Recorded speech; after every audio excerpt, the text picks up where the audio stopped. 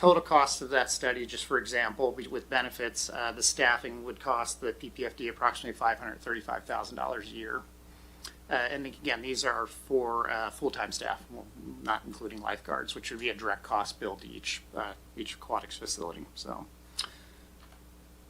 and then here's an overall kind of expense look at what it's going to cost to operate. And as you can see, we have both the Ballard King study and the FCS study here. Why some of the numbers were different in between, and what between full-time, part-time utilities and things like that. Both studies did validate or came in very close, within about $40,000 what the total expenses would be, which helped build confidence in those studies to show that we're on the right track for what the operations cost will be, and if those are affordable with the Public Facilities District sales tax revenue. Some considerations we're asking direction for regarding city management is that if City Council is interested in having the city partner with PVFD to manage and operate the facility, we will need a new ILA in place to identify these things we just discussed. Due to the timeline of opening, we're looking to have an ILA in place and approved by the end of 2025. And I will remind you that we have just generally limited meetings in December, so that's going to be approaching pretty quick. And then based on that, if we approve, we'll have about 16 weeks to achieve several major steps, but the biggest one being full lifeguard recruitment, training, and certification. If we don't have full lifeguard staff, we won't be able to open. That's where the combination of using the Memorial Pool Dome is going to be very helpful this year in trying to get lifeguards certified during that time we normally wouldn't have a pool available. And of course, we need to develop a marketing plan and begin advertising, create all our standard operating procedures and policies, train or recruit, hire the non-lifeguard staff, developing program and scheduling, and then set up and configure all our IT, financial, and safety systems. So a lot to be done, and it seems like a long time from now, May 2026, but when you condense this down, you kind of see a need of continuing to move forward as rapidly as we can. So our recommendation, hence any questions you might have, which we can stop and ask, would be approved moving forward with creating a new interlocal agreement, making the city the management operating partner for the aquatic center. There are some alternatives we can consider and also some impacts, but before we go through those, are there any questions that myself or Director Watkins could answer this evening? All right, let's start off with Councilman Harpster. Yeah, thanks. Slide 7. It says at the top there, based on several factors, PPFD board believes the city is the best management partner option. That first bullet point, shared management and operation staffing to reduce overall costs for both agencies. So how would the city managing the facility reduce costs for the city? If you look at example, we're expanding our... Hang on, if you look at it backwards, the city's not involved at all. So there's no cost to the city. In this partnership, it's saying there would be a reduced cost to the city. Yeah, so in our example, we are planning on running a Memorial Aquatic Center year-round, which is going to take an increase in staffing, and probably, if we didn't partner with them, need our own aquatics manager or some of our additional own full-time staff. But by combining our staff with their staff, we can share in that staff potential. So without the aquatic center, you're right, there wouldn't be any savings. However, I would be actually asking for probably some additional staff myself to continue to run Memorial Aquatics programs. Okay, that makes sense. Okay, thank you. Second question, so PPFD will cover all related costs to manage and operate the facility. Is that forever, or is there a certain amount of time that they'll cover those costs? That would be forever, but that would be additionally outlined in the interlocal agreement. Yes, okay. They collect their sales tax % forever, and that sales tax meant to cover operating and management expenses, capital improvements, and expansions in the future. Okay. I asked because we all know we're already using a significant portion of our reserves just to make our general fund whole. And so I'm just concerned that even though it seems like there's no total direct cost to the city, that there really is no direct cost to the city. Is that accurate? Yeah, that's accurate, and it's one of the reasons we actually hired our own FCS study aquatics program, primarily due to the observation of Deputy City Manager Sigdell, because again, she wanted to ensure that they would be, financially solvent, and that we wouldn't be trying to carry any losses they may have to continue to operate that center. So that was the need for both studies. They performed one, we performed one.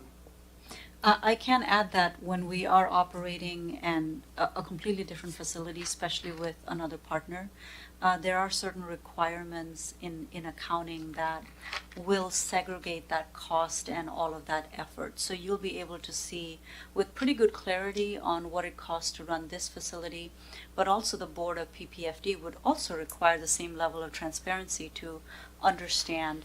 There is a little bit of a risk at times for, the same staff working on two different facilities, charging properly, and those are things that we deal with on a regular basis because the city, even though you think of it as one entity, has like 26 different funds that are considered separate. And so our staff is pretty well trained on that element. So, and we will continue that training to make sure that the costs are allocated in the right places. Thanks. And then the last question, so that alleviates that concern. My only other concern is some of our current staff, Director Rice, for example, taking on more work. I don't see, a lot of staff members with available time for other things. So what's the plan to kind of balance that additional workload if we move forward with this? So I think that's what we're looking to create, another aquatics division, which would have an aquatics division manager and those staff assigned to that for both agencies. So outside of my time, which may be included in the ILA overall, but not listed here specifically, those other staff members, including finance and IT, would be proportioned or hired. The challenging part for us is, say, an aquatics division manager, hard to find a part-time 500-hour employee, whereas a full-time 2,000-hour employee shared between both will be much easier to recruit and retain. Okay. All right. Thank you. All right, thank you for that.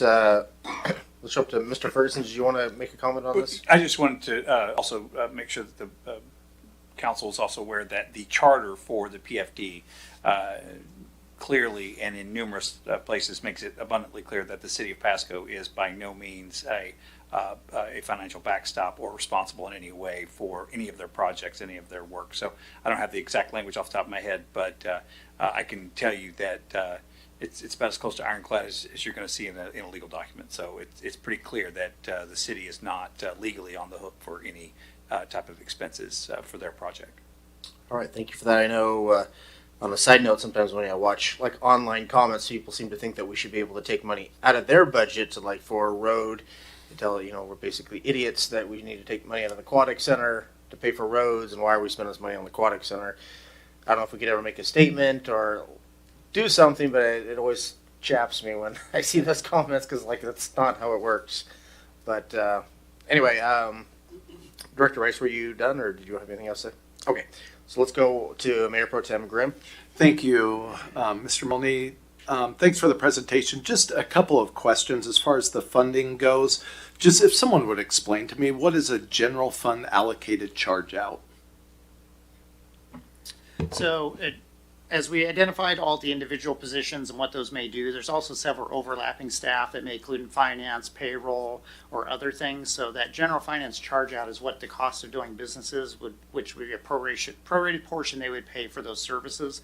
Whereas we don't have a specific payroll person that would be hired to do that, or a specific IT person, or a specific finance person, or facilities and some of those other things. And we see those charges in other agreements that we use as well.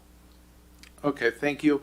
And then just as far as when we're talking all the operations of it, does that include, we're talking making sure the right amount of chlorine's in the pool and just every unforeseen, detail of it, I assume?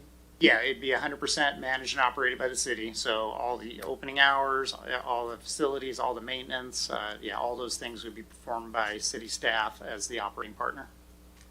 Okay, thank you. I guess, Mr. Mayor, I would be in favor of us doing that for some of the reasons given. I never want to see the government compete with private enterprise, but at the same time, it doesn't sound like we really would be. We'd be competing with ourselves basically at Memorial Park, and it does seem to be the best cost-saving way. Oh, pardon the pun, it just came to me, to pool our resources together Sorry, I am a dad. I come by that honestly, but that's terrible. To pool our resources together to manage the facilities better, and like was stated in here, to keep overall costs down for the people who want to visit and enjoy it. And I think that's a huge factor. I appreciate you considering it. Thank you. Did you want to make a comment on that?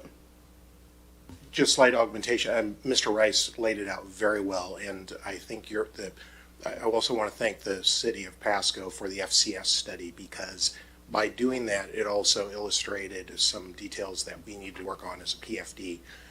What this notion too is that since this relationship is going to be ongoing, we have now a plan of what that looks like with specific details for staffing.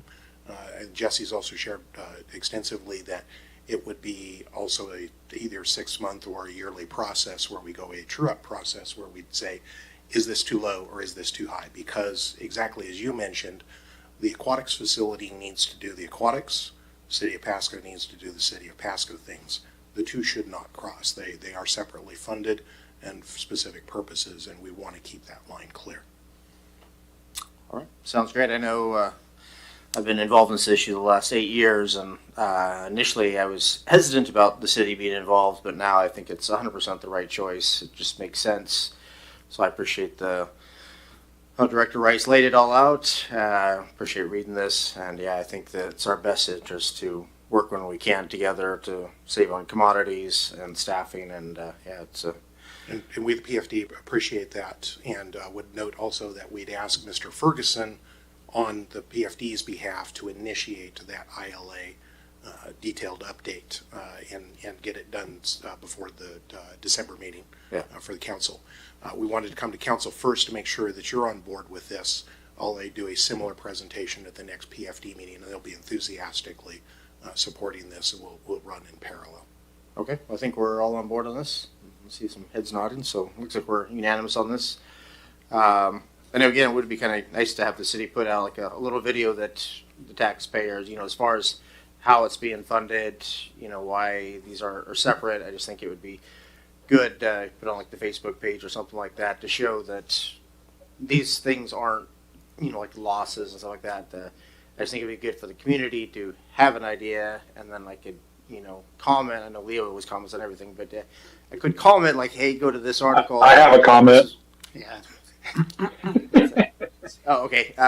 Mr. Perales, did you want to comment on this? Yes, right on cue. You just said I always have a comment, and I do. All right.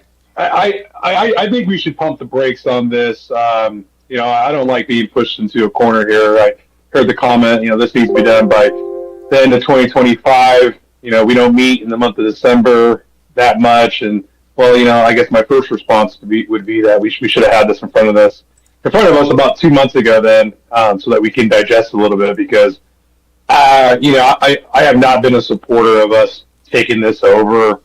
I think we're scaling up quite dramatically from Memorial Pool to this huge aquatic center. And so I have a lot of questions that I will issue online that I would like to get addressed and commented on. And honestly, when it comes down to the money, I think I have an issue with that as well, is because, well, we're only going to pay 25% here, but I think we all know that really doesn't happen. And then before we know it, hey, we need to use more money, because I would push back and say, the PFD can foot the rest of that. And, we have a budget deficit, and so we are growing our government by taking this on and overseeing it. We're going to have to hire more staff.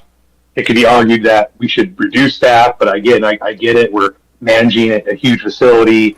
And it just comes down to also safety things that I want to see just a little bit fleshed out a bit, in regards to the training of the lifeguards, emergency action plans, and just other stuff. I think this is a huge undertaking, and I know it sounds like a lot of you in the chambers are in favor, but I just think I want to get some questions answered. Obviously, if I'm the minority, I'm in the minority, but I'll send my questions to the city manager, and maybe perhaps we have a follow-up presentation where some of those questions can be answered to provide full transparency to the community. I don't got the warm and fuzzies. I don't want to dip my toe in the water, to use another pun, on this one right now. So those are my statements. Thank you.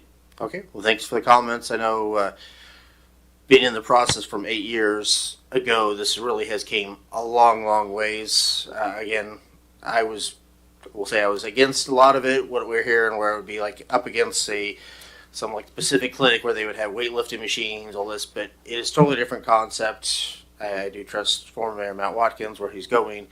But yes, we do want your questions answered, so I would say schedule a meeting with city manager or any members of city staff. And I know Matt Watkins has also asked that if we would like to go out there and check out the facility, he's willing to give us a tour. So let's get involved and see what we can do to answer some of these questions and make this the best facility for Pasco.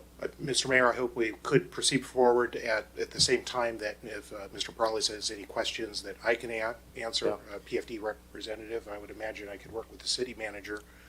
Also, any questions that Mr. Parley might have and see if we could work those in parallel and still aim for a December adoption. Well, I know time is of the essence, so yes, let's see what we can do to get this pushed forward. So I'm all for that. All right. And we have one for, let's go with Joe Cotta, and then I'll see if Melissa has anything to say. Yeah, just a comment on the attention that was given to organizing this so that you can have a consistent manager. I mean, somebody who can be there. You'd like to have a guy stay for a decade or however long it is. You know, obviously, if there's not enough resources to support somebody long term, it's not going to run as efficiently. And so I appreciate that. Exactly. And I would note, too, we are in a very good situation. We've been fiscally prudent on this facility and spending the taxpayers' sales tax dollars as wisely as we can. We're excited about the facility and want it to be as sustaining as it can be. And we have full confidence that we're going to have an open facility that the voters approved in 2022. All right, thank you. Does Councilwoman Blaisdell, do you have any comment on this or any questions? I do not. Okay. Well, again, if you do, just please chime in as we go along with the agenda. I'm not going to constantly go back and forth because. And I don't know if you're at all interested. I do have a quick little video it's about a week old. If you'd like to see a zoom around drone shot of the facility. Okay. Well, let's see what you got.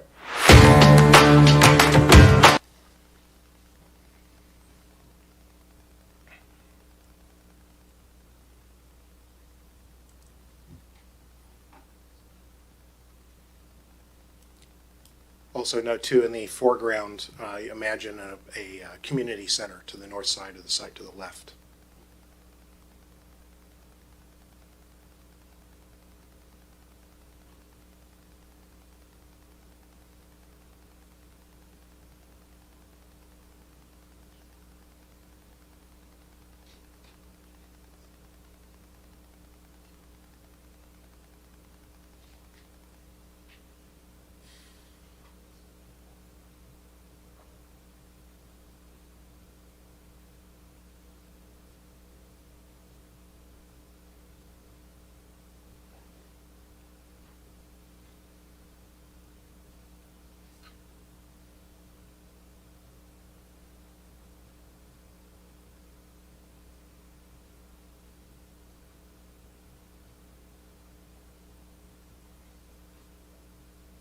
Don't think it was looped, but you've seen the bulk of it.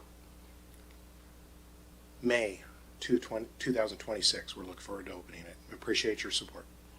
All right. Well, thank you on that. Looks pretty impressive, and yeah, should be exciting 5 months, 7 months, whatever. Do we have anybody in the audience that would like to comment on this? Not seeing anybody jumping up on that. Let's go once, twice, 3 times. All right. Well, thank you for the presentation. Much appreciated. Let's jump up to number C, which is resolution office space leased at post office building. And this is also Director Jesse Rice. Almost done. Good evening, Council and Mayor.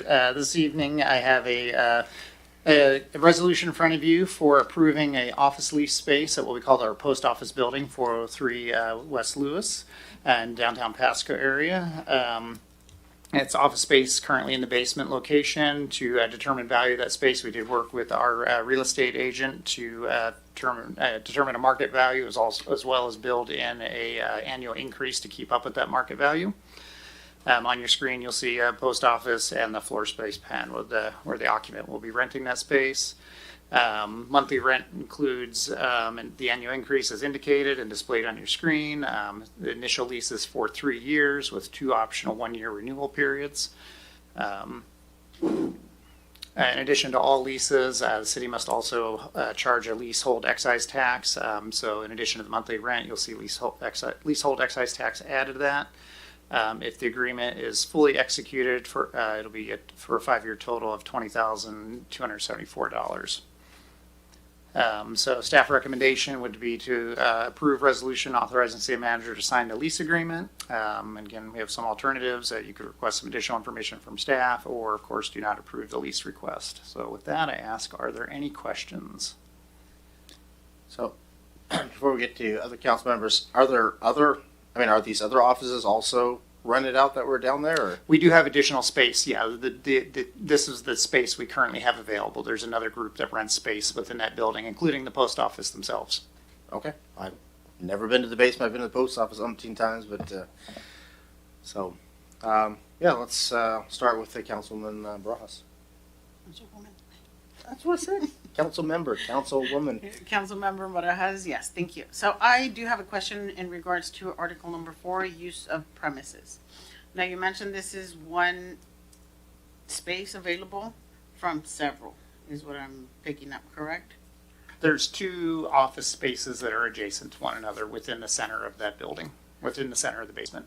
Who do we have down there? With the addition of the other users, the Anti Foundation. We used to be group, Okay. I want to call them Group Health, but that might not be the right name. I think it was. Yeah. Yeah. Thank you. So in regards to our item or article number 4, it says the premises shall be used by lessee for office use and no other use or purpose without city's prior written consent. Even though they submit a request, what is the likelihood of the city issuing a permit for them to use the space for anything other than office? Say there's a desire to put in a radio station. I think as we identified in the use of the premises is identified in the lease as it's written. So how you're reading it is as written. As written. Yeah. Okay. And that was reviewed by Mr. Ferguson's office. Okay. So Yeah. no potential changing, adding, or changing the purpose of the rent of the space. Not without your consent. Okay. And then I had one other highlight. Oh, never mind. I'm good with that. Thank you. Okay, let's move on to Mayor Pro Tem Charles Grimm. Thank you, Mr. Mayor. I just want to thank staff for working and actually getting this filled. I know sometimes office space can sit there a while, so I'm grateful that we're able to find a tenant and get some income and, add to the business viability of our downtown. So yes, I would definitely be for this, Mr. Mayor. Thank you. All right, my words exactly. Anybody else? All right, so with that, anybody... I guess we'll go back to Councilwoman Barajas. Well, one last question. I was not clear on the rent, item number 3. What will the rent be? There's 2 different graphs, so I wasn't too sure. Sorry. So the actual rent, it will be a total of both the monthly rental rate and the inclusion of the lease excise tax. So on this slide as presented, you'll see the total monthly rent. It includes in the far right column, total monthly rent. So base rent per month, leasehold tax, total month. So first year it'll be $318 per month. Thank you. All right. Do we have anybody in the audience that would like to comment on this? Going once, going twice, going 3 times. I think Councilman Perales may have his hand up for comments. Okay, well, I can't see his hand from here, but let's Okay. just a little council joke. All right, Councilman Perales. No, I have my hand up for the other one. Okay. No, I have nothing to add to this one. I'm glad to see the Latin Business Association back in downtown again. Appreciate it. All right. Well, thank you for that. Anything else? Nope. All right. No, so with that, we'll bring this back next week on consent agenda for approval. Thank you. All right. Well, looks great. What's up? I already did. Yeah. So let's go on to number D, resolution, city retirement plans. And we got Director Mattson with the Z. Right. Good evening, Mayor and Council. Can you turn on your microphone, Director Metzen? Thank you. Is that better? Okay. I'm pretty loud. Good evening, Mayor and Council. Tonight I'm presenting a resolution that updates and modernizes the city's retirement plans. This will not add any new cost. It simply puts the right framework in place so that we have more options going forward. Currently, the city offers a 457B plan where employees can contribute and the city also contributes. What this resolution is asking for or does is it updates and adds, it creates a 401A plan, which would create another avenue for employees to save more money for retirement. The city will continue contributing into the 457B plan for now.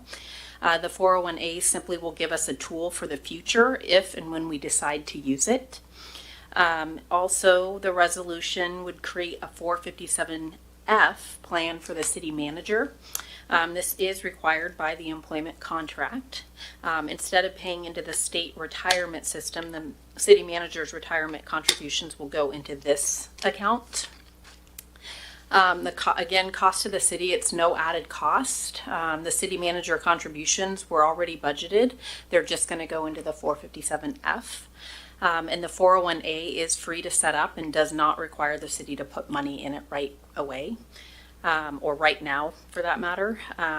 Why this matters, this keeps the city competitive in attracting and retaining staff. Many cities and other public entities offer 401As. This also cleans up old, outdated retirement stuff that we have from old resolutions, and it gives us flexibility for the future without making any changes today. In short, this resolution modernizes our retirement plans, meets contractual obligations, and gives us flexibility going forward.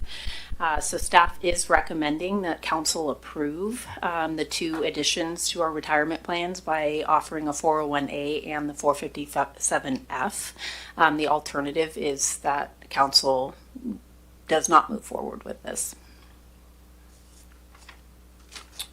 Any questions? Do we have any questions for Director Mattson?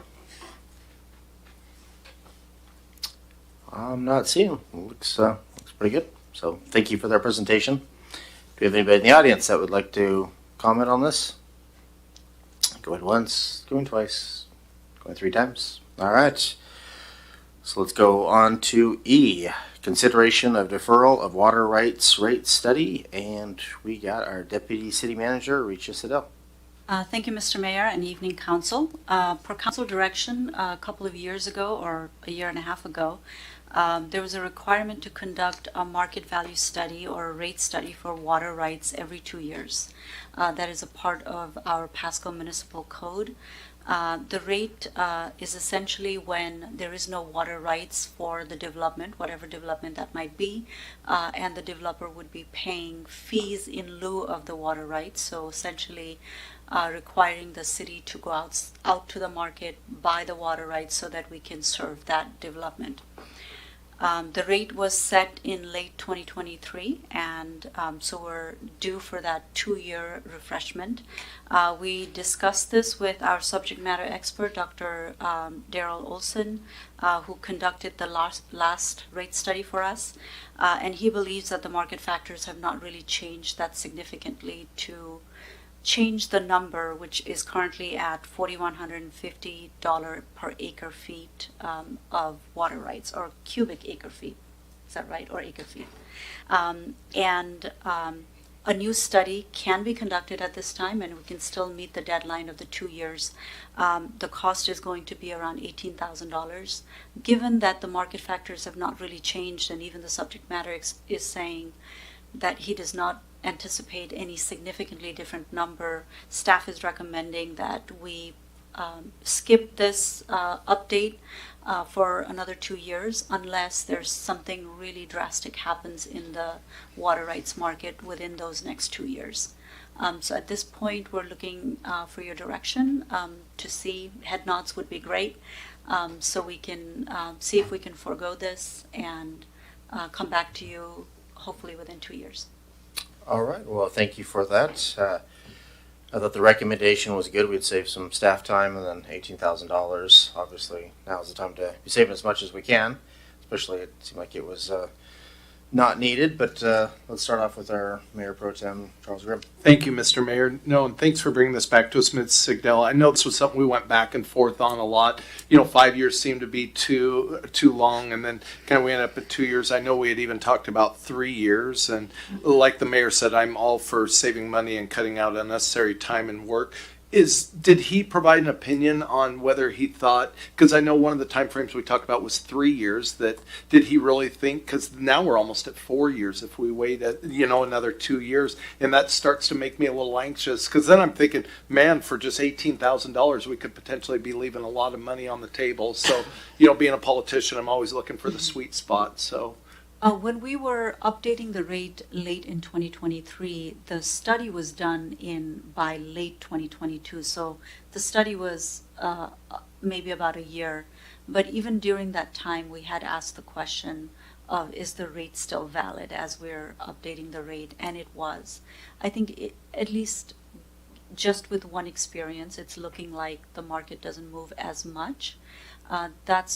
But water rights, it's a really interesting realm, complicated, but also it's the new gold, I think. So we don't know exactly what the future will be. I think it's a good idea for us to continue talking with experts and seeing if the market is changing or not and keeping an eye on it.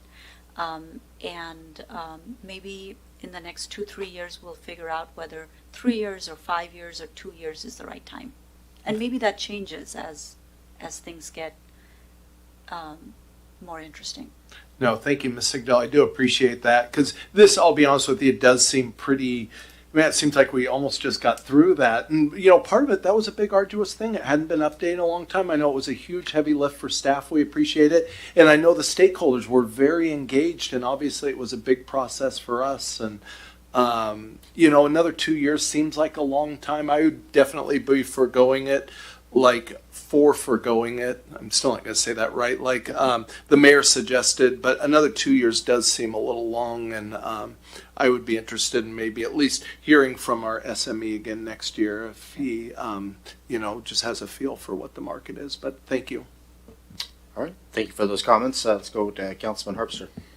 Yeah, I would just express my support for staff's recommendation with skipping it for now, and saves a little bit of money. And I deal with water rights a lot and would agree with Dr. Olson's take that the market has not shifted substantially in any direction over the last couple of years.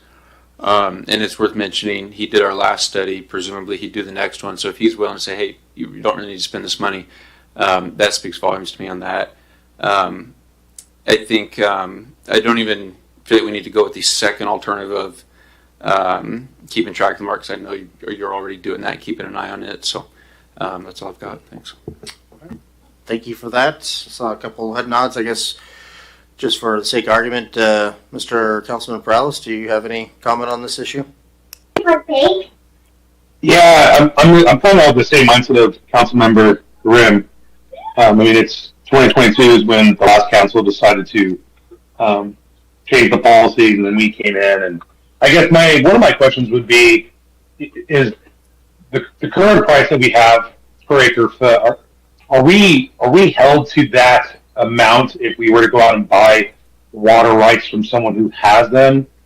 And if that's based off this study, so if someone has 200 acre feet, we can only pay them $41.50 for those 200 acre feet? No, it's still a negotiation, and as I'm learning quite quickly, not all water rights are created equal. And so right. Even if they're the same, depending on which basin they're coming from, where they're coming from, there's just too much complexity to the system. So, in a sense, it is a market rate, which is an average. We've seen some water rights go as much as 10,000 acre feet, but there's a reason, there's a buyer who is willing to pay for it. And even for the same water right, it might not be as attractive to us because of our location. No, we're not obligated to buy every water right at this particular rate. Okay, thank you very much. I would like to just, if I'm on the council in a year, maybe we'll talk about doing the study in a year or so in 2026. So that will be 3 years. That's it. Okay, I think we have some direction then. So, do we have anybody in the audience that would like to comment on water rights? Once, twice, 3 times. All right. So let's jump to F. I know we have somebody online on this, but what's the resolution number 20 or for 2026 Community Development Block Grant, the CDBG program allocation and annual work plan? And again, we're going to go with this time. We'll go with Director Haley Matson. Thank you, Mayor. Good evening, Council. Tonight before you is a workshop item related to the Community Development Block Grant Program that the City of Pasco is eligible for. And this is the annual process for determining how the federal CDBG funds will be allocated in Pasco. Some background information here. The CDBG program is established at the federal level and is administered by the U.S. Department of Housing and Urban Development, also referred to as HUD. And these funds are given to cities eligible for this program on an annual basis. And the purpose of this program is to provide housing, a suitable living environment, and expanded economic opportunities to the community.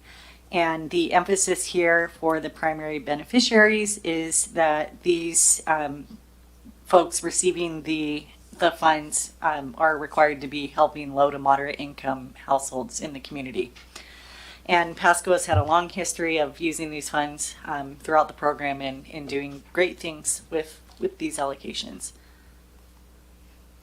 The process is listed here on your screen for where we are today. We received applications for the CDBG funds in May, and the application window closed on May 31st, and staff had reviewed the applications for completeness, and in July the Planning Commission held a public hearing where the applicants are present. And then in August, staff presented a recommendation to the Planning Commission. And this year we provided 3 different options with a mix of options for the group to consider. Planning Commission did select option 1 and has recommended that the council consider approving that option. And that recommendation is forwarded in the materials. When staff reviews the applications to receive these funds, we look at our local policies and council's goals, and also with the consolidated plan for the Tri-Cities home group, and then also the CDBG and HUD regulations. And here on the screen are the allocations that are proposed under option 1, and the city is receiving just over $650,000 for this year's plan, and the different organizations are listed there and the amount that is recommended for funding. So I'll leave that slide up on the screen. Tonight's a workshop, so happy to answer any questions. I'm also joined by Kristen Webb, our CDBG administrator. She is online tonight too, so she may be helping with questions depending on what they are. So happy to answer any questions at this point. All right, do we have any questions by the council? Let's start off with Councilman Harpster. Just 2 questions. One of my concerns is that this is dependent on the federal government and them passing a budget. They've got to October 1st. Last I checked, obviously the president's proposal removes both of these programs. Senate wants to keep both. House wants to remove home program but keep CDBG. And so I just want to ensure that if we approve this list as presented, there's no chance that we'd start on any of these programs until that funding is for sure. For example, the playground equipment, I'd hate to get started on thinking that the appropriate budget's going to pass and then it doesn't, and then we're halfway through. Yes, we'd absolutely wait until it was funded through this program before starting any of these projects. Okay. And then the second point or question rather is the second line there, code enforcement officer, $70,000. I think we've discussed this before. I don't think it's prudent to spend grant funding on employees. And so the question is that a full-time employee or a part-time employee, and maybe an employee that already exists or a new position that's being created? Sure. Kristen, do you know exactly how this is allocated to the code enforcement officers by any chance? Yes, so that actually is, it is for a current employee, and it is for the employees that goes into the low to moderate income areas in the city, and code enforcement actually is an eligible expense. So I believe for budget reasons, which I could be over speaking there, this is what they've always done.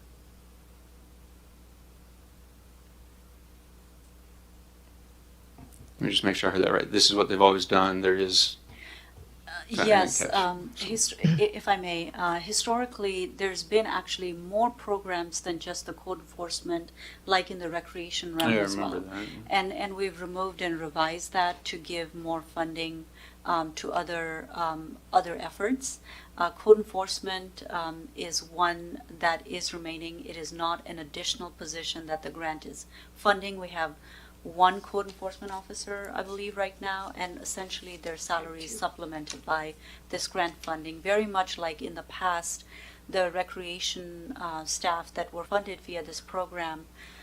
It was not that it was above and beyond that we were hiring additional recreational staff because of the grant. We're just supplementing their income, and now general fund is paying for that part of the income. Okay. So we just to make sure I understand, the general fund, we've already counted for the cost of that employee.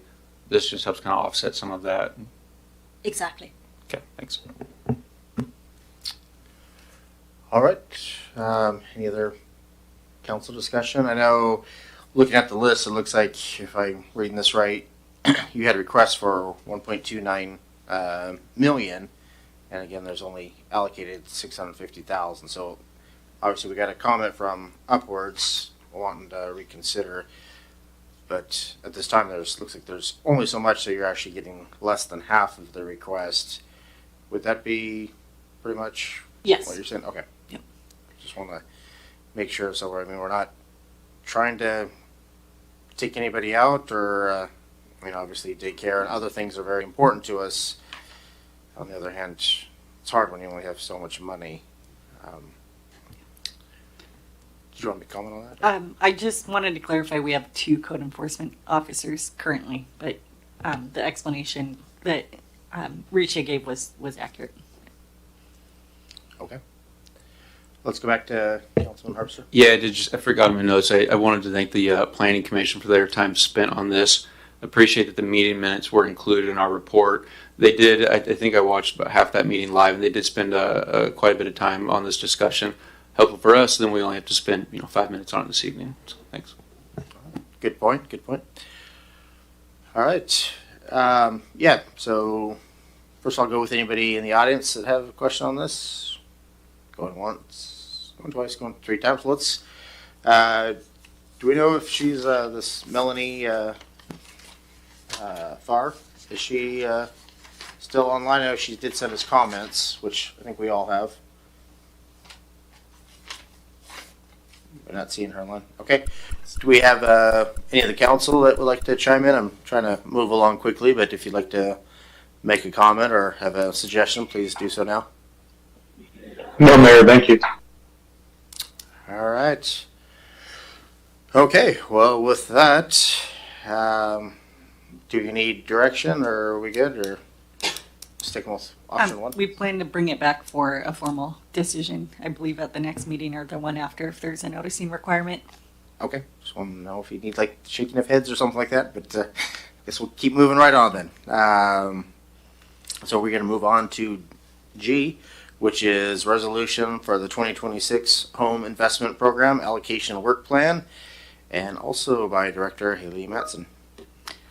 Thank you, Mr. Mayor, and good evening, Council again. Tonight before you is the annual work plan for the Home Consortium program, and the city has been a participant of this program along with Kennewick and Richland since 1996, and this makes the city eligible for federal home investment partnership program funds. And this agreement was recently renewed through December 2028, and for the city of Richland is serving as the lead agency.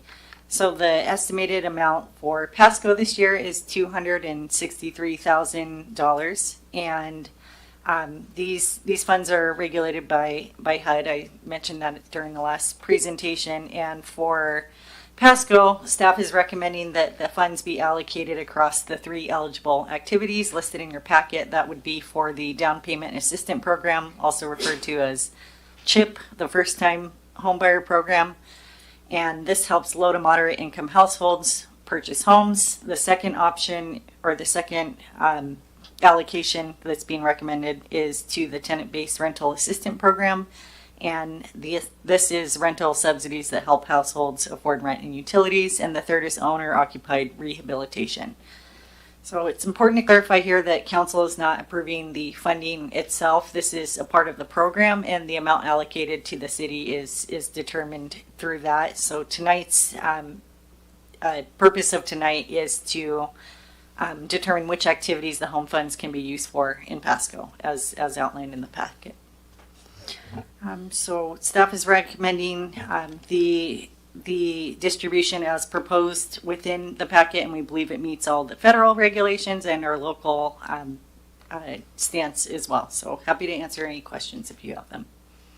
All right. Do we have any members of the dais that would like to comment on this or have questions? Let's start off with Councilman Cotta. How does one apply for these benefits? Kristen, would you like to help answer that question? Yeah, so we actually have online applications as well as paper applications, and most of this is just advertised on our website, or we do advertise also on our Facebook social media. How is eligibility determined? It is determined by income, so we have a formula that we have to calculate per HUD, and it's all based on income basis. Thank you. Mm-hmm. All right, Scott, do you have anything else to say? You have your lights still on? Okay. Just making sure. All right. I'm not seeing anything else. So anybody, do we have anybody, Melissa or Leo, do you have any comments on this or questions? I do not. Okay. I do not as well. Thank you. All right. Well, thank you for that. Do we have anybody in the audience that would like to make a comment on this? Going once, going twice, going 3 times. All right. So we'll move on to item H, which is Resolution Ordinance Section 108, HUD Loan Refinance and Budget Adjustment. And we got Interim Director Garcia. Good evening, Council. So before you, we have a proposal for a interfund loan and a corresponding budget amendment related to a loan that the city received back in 2021 from HUD, and it was for the Peanuts Park project, and it was for a little over $3.7 million. And at the time, it's a variable loan rate. And as you just saw with the CDBG allocations, there is annually allocations that are supposed to cover the debt service for that loan. However, over the past few years, because of the variable interest rate, that allocation hasn't been sufficient to cover the interest and the principal payments. So general fund has had to subsidize that and cover the excess on interest. And over the past 3 years, that subsidy from general fund has been around $299,000. So we have worked with HUD for a few months last year to try to fix that interest and restructure the loan. However, that effort was paused early this year. So we are now at the point where we've been kind of waiting because it was, expected that it was going to resume. However, that hasn't happened yet. So we feel it's in the best interest that we essentially refinance that loan internally and pay off the loan with HUD, and we are able to fix the loan here internally and have reduce the subsidy that's coming out of general fund. So our recommendation is that we move forward at the next meeting with the resolution to establish the interfund loan and the corresponding budget amendment. And the alternative would be to stay as is and pay that variable rate. All right. Well, I know saving money is definitely what we want to see. So, anybody? I'm not seeing any lights chiming in. Not seeing anything from our online council. So, do we have any members of the audience that would like to comment on this? Going once, going twice, going three times. All right. I look forward to seeing you on the next council meeting. So let's go with section I, resolution ordinance officer wellness program and amending to 2025-2026 operating budget. So we are going to go, I guess it was Ken Roski, but I guess we'll go with you as well. Captain Harpster. Captain Harpster. I know who you are, so but thank you. You bet. Good evening, Mayor and Council. So before you, we've brought you a resolution and ordinance for an officer wellness program. The resolution would be to accept the grant funding that we were awarded, and then the ordinance to amend our operating budget. So the Pasco Police Department was awarded a grant funding to enhance our current officer wellness program. The funding opportunity we applied for was for $37,500. This is a no match grant, and so the funds that we would spend, we would be reimbursed by the state from the Criminal Justice Training Commission. So I'm here for any questions. If you have any questions about this, I can answer those for you. All right. Well, let's start off with Mayor Pro Tem Charles Grimm. Thank you, Mr. Mayor. I just wanted to say thanks for looking out for your officers first and foremost. We appreciate, finding grant money and everything too, but always, officer safety and officer well-being is at the forefront of our minds also, obviously along with the public too, but appreciate you looking out for your crew there. Thank you. Thank you. Yeah, thank you for those kind words. I think everybody on the council thinks the same thing. So, thank you. Do we have any from the online council that would like to comment on this? Yeah, great. No, Mayor. Okay. All right. Thanks for the presentation. Anybody in the audience that would like to comment on this? Going once, going twice, going three times. All right. Thank you. Looks like you're off the hook there. All right, so we are moving right along. So we're on item J, resolution award bid number 23467 for Schlegel Park storm water main replacement to Big D's construction of Tri-Cities. We got Public Works Director Maria Serra. Good evening, Mayor and Council members. We are presenting to you a bid award, and this is for action next week should you concur with this recommendation. The bid award would be to Big D's construction of Tri-Cities, and that is for the replacement of a stormwater main. It's a 42-inch water main that exists within the Schlegel Park area, and it sits in an easement from the Corps of Engineers. The renewal of the easement with the Corps of Engineers requires us to do analysis on the condition of that pipeline, and it was found that there were root intrusion and some of the prior linings of that main had failed. This main serves an area that is shown in your packet. Actually, is one of our basins which eventually discharges into the river. So it is important that we perform the repairs and replacements to be in compliance with the Corps of Engineers, but also to avoid further damage of that pipe with potential for sinkholes, for example. So the bid was published and it was publicly open. There were 6 valid bids. The lowest one was from Big D's Construction for an amount of $506 $233.08. That is lower than our engineer's estimate, and there were a total of 6 valid bids and 1 non-responsive additional. So 7 in total, 1 was not responsive. Again, our engineer's estimate was just over $552,000. And this project is fully funded with local funds. It is through stormwater rates, and there is a bond that has been issued to allow for this work to occur and then be repaid through rates. And with that, I'm happy to answer any questions you may have. All right. Anybody on the dais have any questions on this? Well, I know we've used Big D's before, and they seem to do a good job. Great name, by the way. It is a pretty good name, Big D's. But anyway, so do we have anybody from the audience that would like to comment on this? Well, that's going twice, going 3 times. All right. Look forward to seeing that on the agenda. Let's go with number K. So ordinance and resolution amending the PMC sections to modify start dates of certain city boards and commissions and updating recruitment process for city boards and commissions. And we are going to go with our city clerk, Deborah. Thank you, Council. As you know, I don't usually talk to you, but I'm going to be carrying this baby for Ms. Pashan tonight to hopefully get it over the threshold so we can have it some action done on October 6th, which is the next council meeting.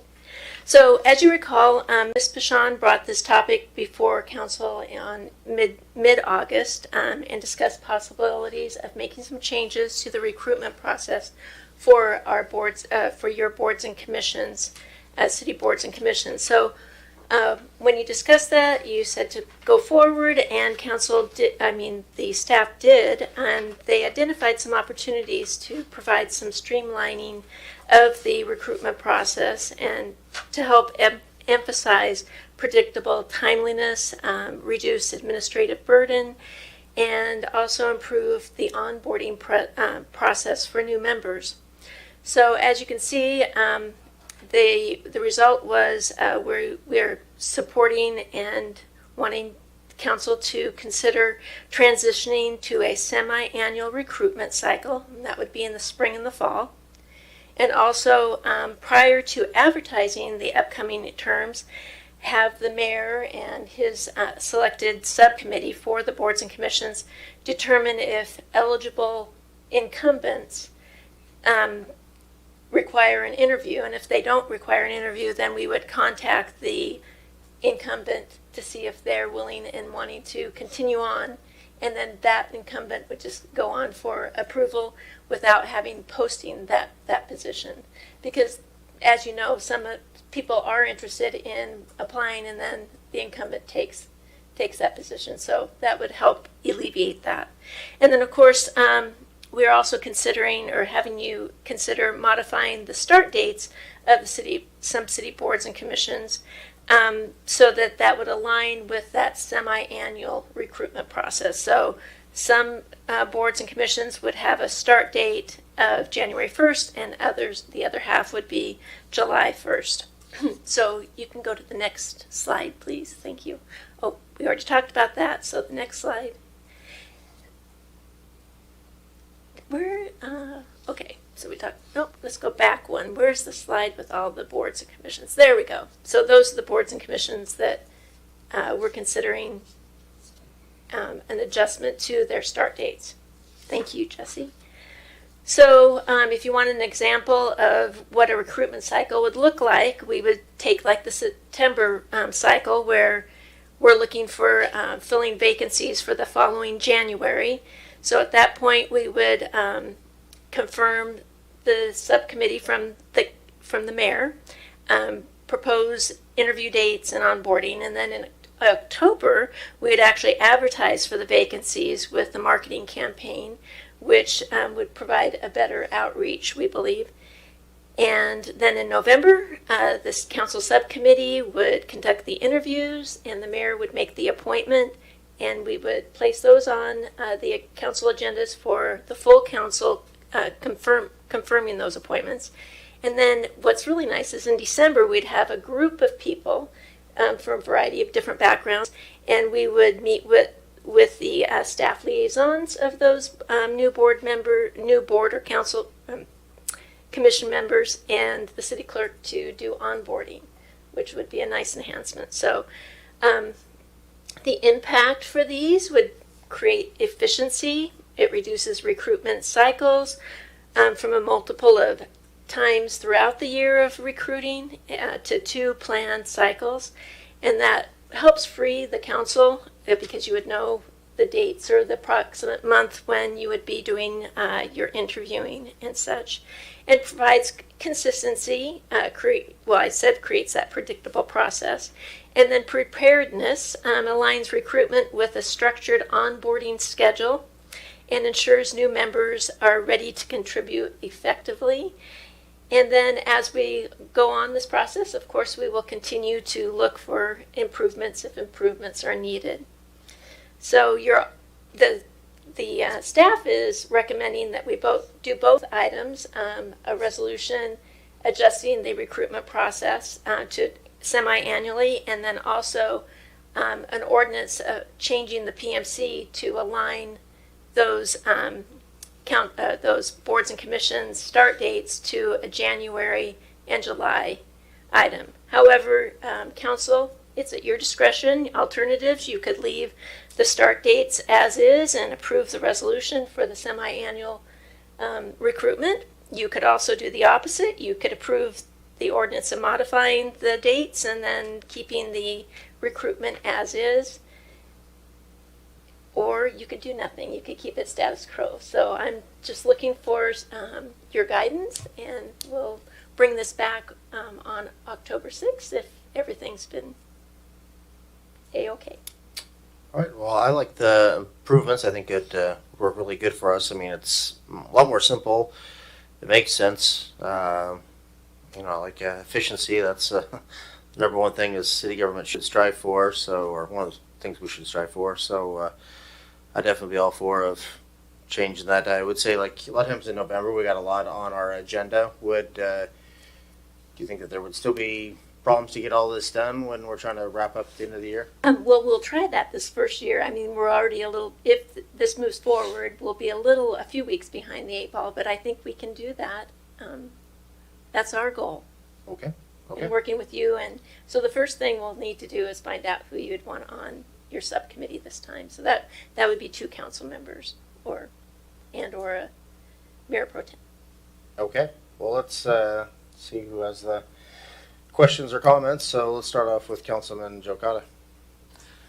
Do you know why the staggering was done to begin with? Are there maybe some justifications that are now obsolete, or what was the justifications there? To the best of my knowledge, it was, many of these boards and commissions have been around for many, many years. The Planning Commission, and that's just one example. And so I think it's just when they actually started their jobs on that commission or that board. So over the years, they've just started at different times. Okay. Yeah. Thank you. All right. Got Mayor Pro Tem Grimm. Thank you, Mr. Mayor. Ms. Barham, it was not lost on me that you said you were carrying the baby for Ms. Pashon. Yeah. Everybody else may have missed that, Nah, but I see you over there. On a more serious note, though, ma'am, I would definitely before all of these changes, and this has honestly been one of my favorite parts of council, like the mayor was alluding to, just how many of these process changes, efficiencies, and staff time we've been able to save, partnering with staff, us giving recommendations, you guys bringing us ideas, and really over the last 2 years, it's been one of my favorite things, just streamlining processes, like you said, Mr. Mayor, and us just getting more efficient as a city. So thank you for bringing this one to us, and thanks again for the humor. Thank you. And as you know, next Monday is a 5th Monday, so I don't think there's any council meetings planned for next week. So, yay. Correct. Yeah, we like that. Especially since I'll be out of town, so that's good. Are you asking to have, like, if we get some volunteers on council for a subcommittee, or? If you'd like to go ahead and set your subcommittee tonight, you can. Okay. I was hoping we could get the newest member, Joe Cotta, and our Mayor Pro Tem Grimm, if they could be on that committee. That would be great. Or That would be fine. I'm going to be out of country on October 6th, or sorry, leaving the 8th, coming back the 17th. That's my only conflict. So when would this meeting? Well, I think the very first thing would be looking at those incumbents for the subcommittee to see if you want to go ahead and reappoint them if they're eligible to be reappointed. That would probably need to take place right away so that then we can move forward on the recruitment process for the other positions that don't have somebody coming in. Okay. So, like, within the next week, you would like them to... Well, we'd need to come back on the 6th, and you guys approve this process, and then probably the 7th is when we could meet. And with the subcommittee, since you're not a quorum, you can meet virtually, so that wouldn't be an issue. Okay. Are you good for that, or...? I'm happy to serve at your disposal, Mr. Mayor. All right. Don't hear that often, so thank you on that. All right. So we got 2 members that are willing to serve, so thank you. And do we have any other comments? I'm not seeing any. Anybody from the council chambers that would like to make a comment on this issue? Once, twice, 3 times. All right. So that rolls us through that. So we're going to move on to number 6, miscellaneous council discussion. I'm not seeing anything. So let's start off with our city manager, Harold Stewart. Just one item this evening. I believe our Parks Director has some data and statistics from our Fiery Foods Festival. So I'd like to have him share that. And then I don't have anything further after he's completed. Okay. I'm going to surprise you with 2 items since he gave me control. So thanks. So good evening, Mayor and Council again. I want a brief update about our Fiery Foods event, which was held in the previous week. We were able to get our metrics to determine our attendees and also share some other additional information with you. So approximately 2,400 people attended Fiery Foods, which was comparable to the previous year. We had about 40 vendors signed up through a range of food and informational and retail sales. We featured 4 food eating contests this year, 2 rounds of hot pepper eating, one for our community VIPs, which Councilman Perales participated on and made it pretty far, and then one open to the community. Both of those, we had first place winners that went all the way through the end of the Carolina Reaper, plus a couple more to help do a tie break. So those individuals have heavily punished themselves for the wonderful medal we provided and other gifts. So very entertaining in that.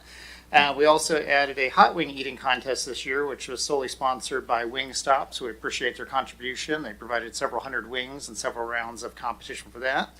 As well as added a taquito speed eating contest at the very end of the festival. All those seemed very well received by the community, so we hope to expand that next year into maybe a commercial salsa contest. We're hoping to recruit about 10 different restaurant vendors to contribute salsa to have a salsa tasting contest. So staff are already working for next year's event. So. In addition, we had, of course, several musical entertainers as well as a kids zone. So I think it was a very good event. We hit the perfect day of the week for the weather, unlike some of our other events we've had this year. So appreciate all of you that came out in attendance. Appreciate all of our sponsors and all the staff time that made it in there. And for those of you that have been here for a while, you know I always track my steps. I had a little over 28,000 that day, so about 13 miles. And no scootering. I didn't have time to scooter anywhere, so those are all real steps. So appreciate that, provide that update. And then also this Saturday at Tri-Cities Animal Shelter, we have our Felines and Firefighters adoption events. You can come on down and see some of our local firefighting heroes. I believe we have City of Kennewick and City of Pasco planning on being there. Plenty of pets in stock. Come on down. They're only $50. Take 2 for $100. Whatever I can do to help clear out that shelter. I appreciate the community's help in adopting some wonderful pets. So thank you for that. All right. Well, thank you. Thank you for all of your work in trying to adopt these cute little pets. Yes, we need people to step up and adopt the little dogs and cats that don't want to. It's pretty difficult being at an animal shelter and with all the barking and stuff. So again, thank you for putting these things together, and thank you for your work on these issues. No other lights. I guess we got one light by Councilman Harpster. Just a quick comment. I believe Councilman Blaisdell is our representative on the Visit Tri-Cities board, but one of the sort of bummers of the Ironman being here in town is that it doesn't come into Pasco at all. And but it goes through Richland, Kennewick, and West Richland. revised the course compared to last year and this year. And so I wonder if it wouldn't be helpful for Ms. Blaisdell, maybe others from the city, to contact Kevin Lewis at Visit Tri-Cities and just petition to maybe alter the course again so that it comes into Pasco, at some point. And like I said, Pasco agencies there assisting, but it'd be really nice to get some of that traffic in here and be more of a full-on Tri-Cities event. So it felt more like a Richland event. So just some food for thought. No, it's a great idea. Thank you. All right. Well, I'm not seeing any other lights. And anything else from Paralis or Blaisdell? No, Mayor, have a good night. All right. Well, thank you for that. At least we know they stayed to the end. So we got an exec session. I'm not seeing nothing. So jumps us to number 8, which is adjournment. Thank you, everybody, for staying here. Meeting is adjourned.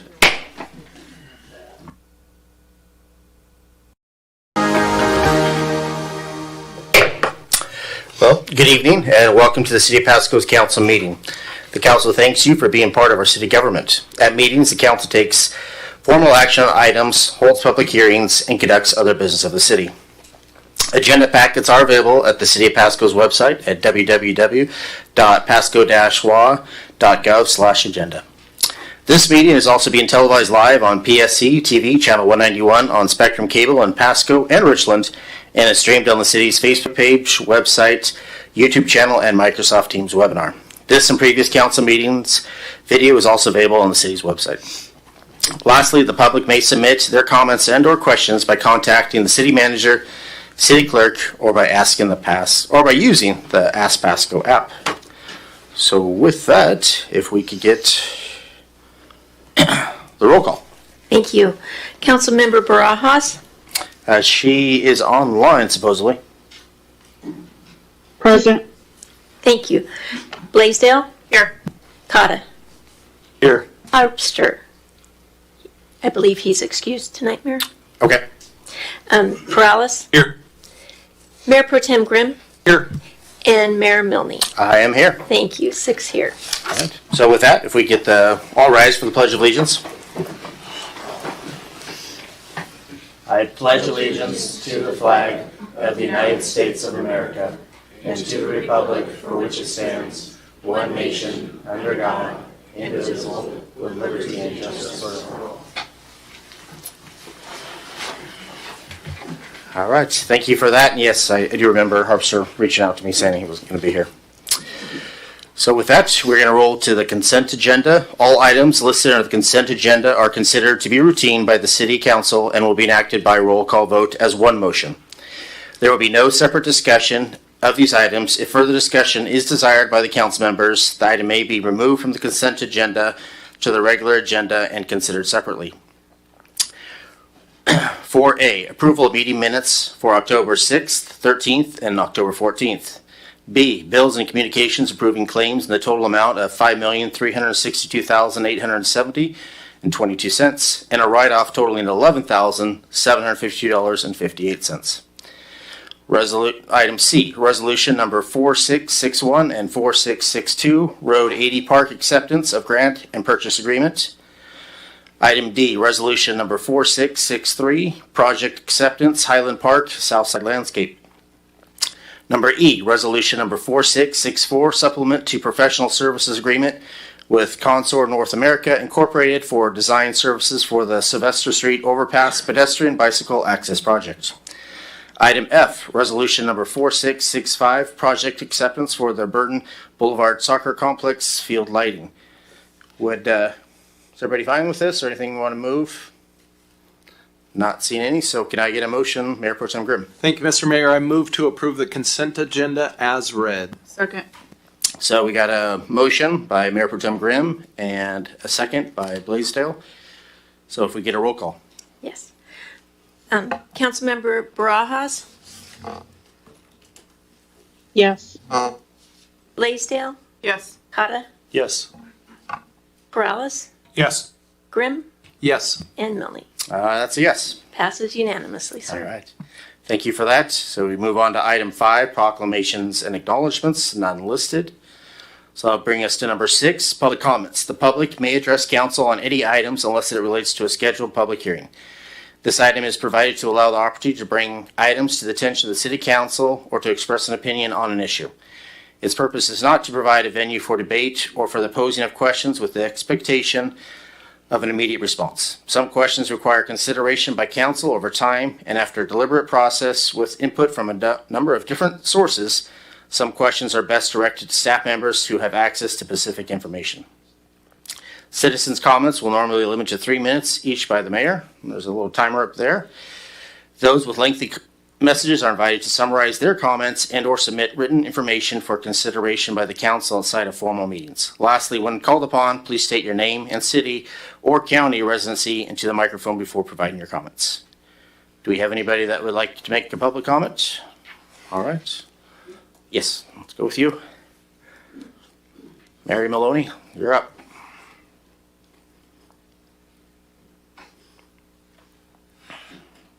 Is this on? It is now. Now it's off. So if you want to turn it back on. Pardon me? If you could turn it back on. You want the red light on? I want the red light on. Yep, now it's on. Mary Mahoney, Pasco resident, as with Spokane selling their dogs for research to WSU Veterinary School since 1975, our animal control, Tri-City Animal Services, TCAS, has been sending our dogs and cats for WSU research, then they're killed, since 4/16 of 03. See Animal Control rehire Angela Zeiler in the Tri-City Herald, quote, "The dogs euthanized at WSU were ones we would have had to kill anyhow," end quote. Also, Pasco City Attorney Lee Kerr authorized no due process protections at Animal Control, and now, with the usage pay system, a bounty is put on our dogs and cats and a ransom is required to be paid to get our pets out of Animal Control. See Pasco City Manager report on 10/6/25, page 4, regarding 232 recent animal control cases, provide all due process violations and a usage pay fine total. TCAS, Tri-City Animal Control Services, still performs botched, cruel, and barbaric euthanasia methods and has never provided results for the 48 counts of animal cruelty, the stolen $375,000 donated by our veteran in his will, and the missing and or stolen rainy day fund. See Chambers, Howard, Hernandez, and Zeiler. And with over a $500 million CIP budget made up by our tax dollars, Pasco gives nothing to our homeless people and no funds for a low-cost spay-neuter clinic for our dogs and cats. And yet, ex-Pasco Mayor Matt Watkins, now Aquatic Director, is paid nearly $11,000 per month plus his travel expenses, provide his passport entries, and the cost for the lazy rivers. For our floodplain, provide a permit number 404 for the sewer station and any development and water contamination reports with ruptured sewage lines. See photos. Provide fines paid by Pasco and spot zoning developers Hayden Homes for killing our 8 floodplain American bald eagles and their eaglets. See photos. Provide all LID, ULID designs for my property, include costs, start dates, U.S. mail notice to me, and Pasco communications regarding harassment and retaliation against me and my property. Provide contracts and tax dollars paid by Pasco to the following. 1, to GMP Consultants with ex-Pasco City Manager Dave Zabel. 2, to ex-Pasco Mayor Matt Watkins and or his LLC. 3, to the Kerr Law Group and proxies. All requests are for the record via RCW 42.56 and to put Pasco on notice. All right, thank you for that. Do we have, all right, Ms. Crawford?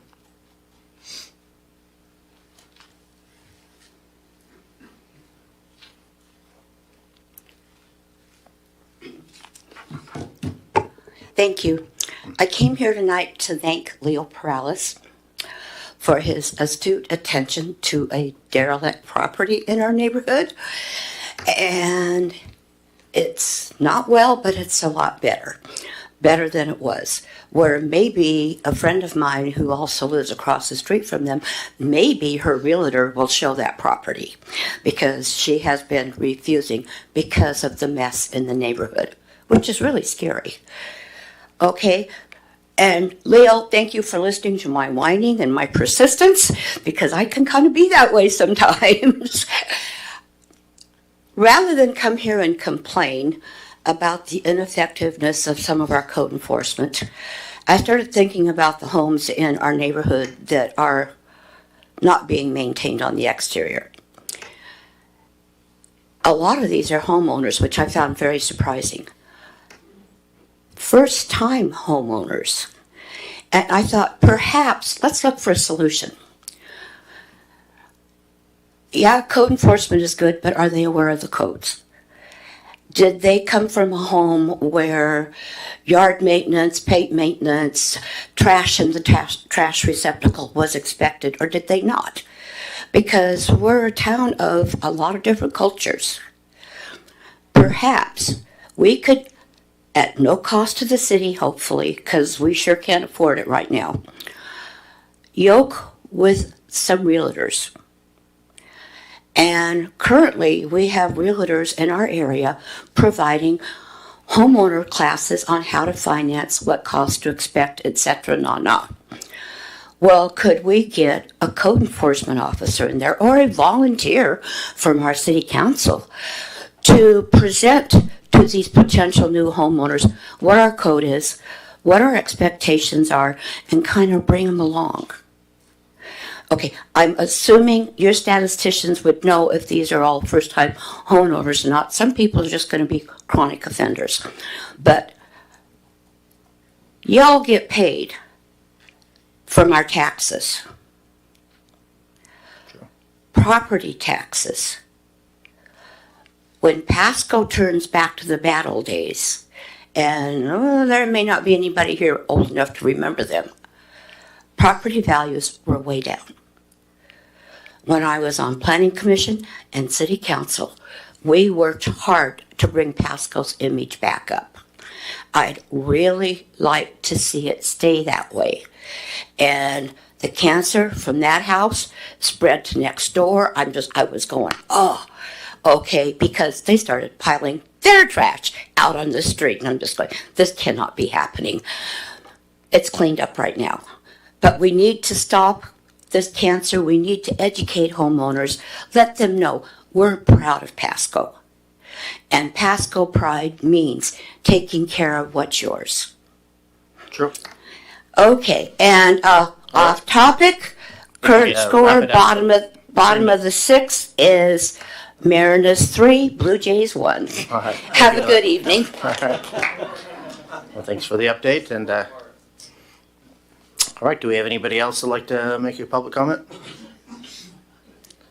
Going once, going twice, going 3 times. All right.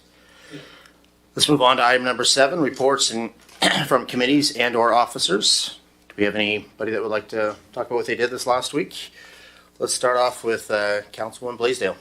I attended the Hispanic Chamber Spooky Ball with the COPA board members and the Colima delegation. It was a night of entertainment from the Colima students and dancing and singing. Director Rice was also present. And I also wanted to report on the Colima Pasco Friendship Collaboration. The partners include City of Pasco, Port of Pasco, WSU Tri-Cities, Pasco School District, the UPN Colima. This continued partnership has opened opportunities for so many different reasons. These students had a dream to come to the United States, and they had the opportunity to tour Pasco Police Department, the Pasco Fire Department, WSU Tri-Cities, the Pasco School District's Port of Pasco. Then they also attended the Terra Vita ribbon cutting and toured their facility. They toured a handful of daycares in Pasco while they were here, and they also got to eat and experience what we offer downtown Pasco. Over the last week, I got to spend a lot of time with these remarkable students to hear their story and just to understand things through their eyes.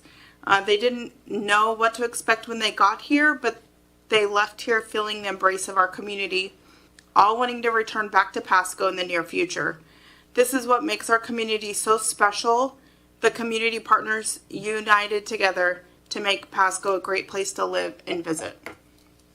Well, thank you for that report, and thank you for all your dedication and helping the city. I've seen some pictures online, and you were Johnny on the spot. You were everywhere, so thank you for all that.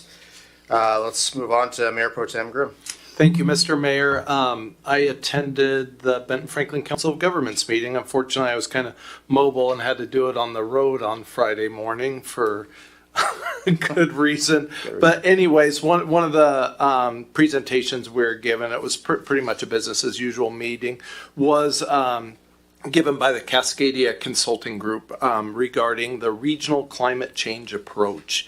And it was an excellent presentation that they gave, but near the end when they solicited board member comments, I did speak up on behalf of just meeting the minimum obligations, just because of the status of the climate has been changing for eons. And everything we do has very little effect on it. The whole thing has become so politicized, and really all it does, all of these initiatives we take advantage of, really just puts a burden on the middle class and families with higher energy costs in their home, higher fuel costs when we go to the pump.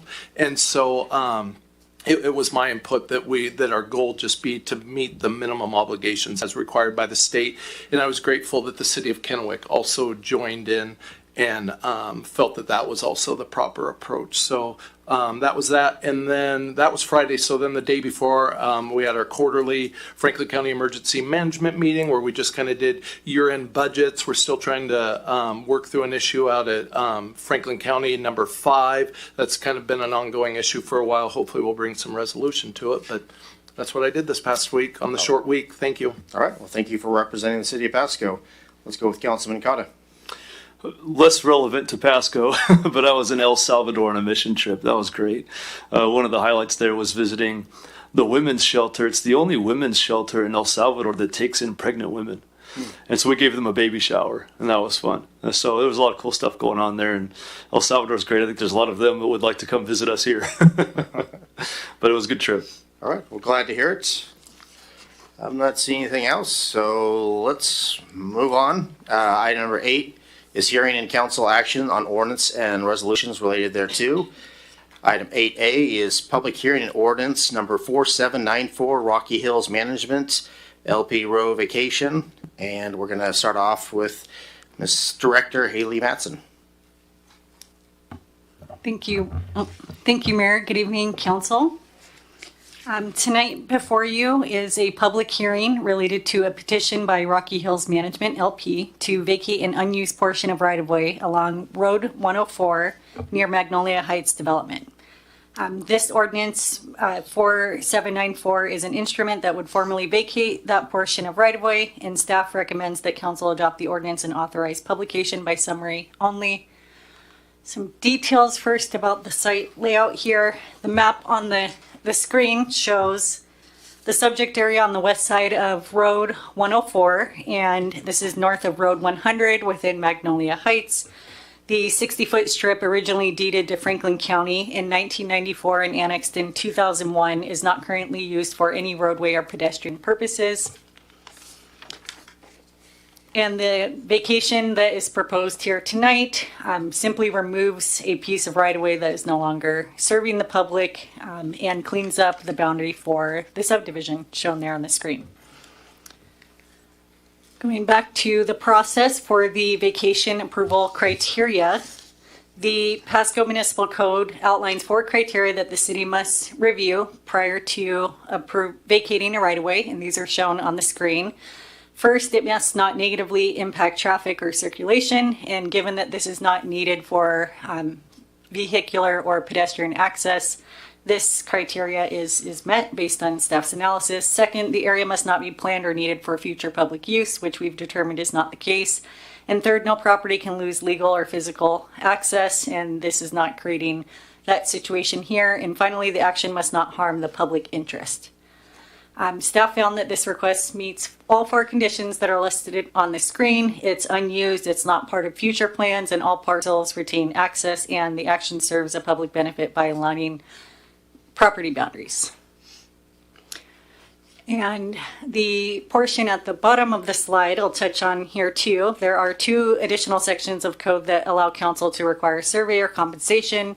Staff in this case is recommending both those requirements, and the reason being is that the boundaries and the legal description are already well documented, and the applicant has provided substitute right-of-way of equal or greater value as part of the Magnolia Heights plat. And because the vacation primarily corrects a mapping overlap and supports clean property records, the public benefit outweighs the need for an appraisal or payment in this case. So staff is recommending for this vacation that council approve the proposal, and I'm happy to answer any questions that you may have. All right. Does any member of the dais have any questions for the director? Not seeing any, so I guess we're gonna conduct a public hearing. Correct. Is there any member of the audience that would like to talk about this? Going once. I guess we got you in the back.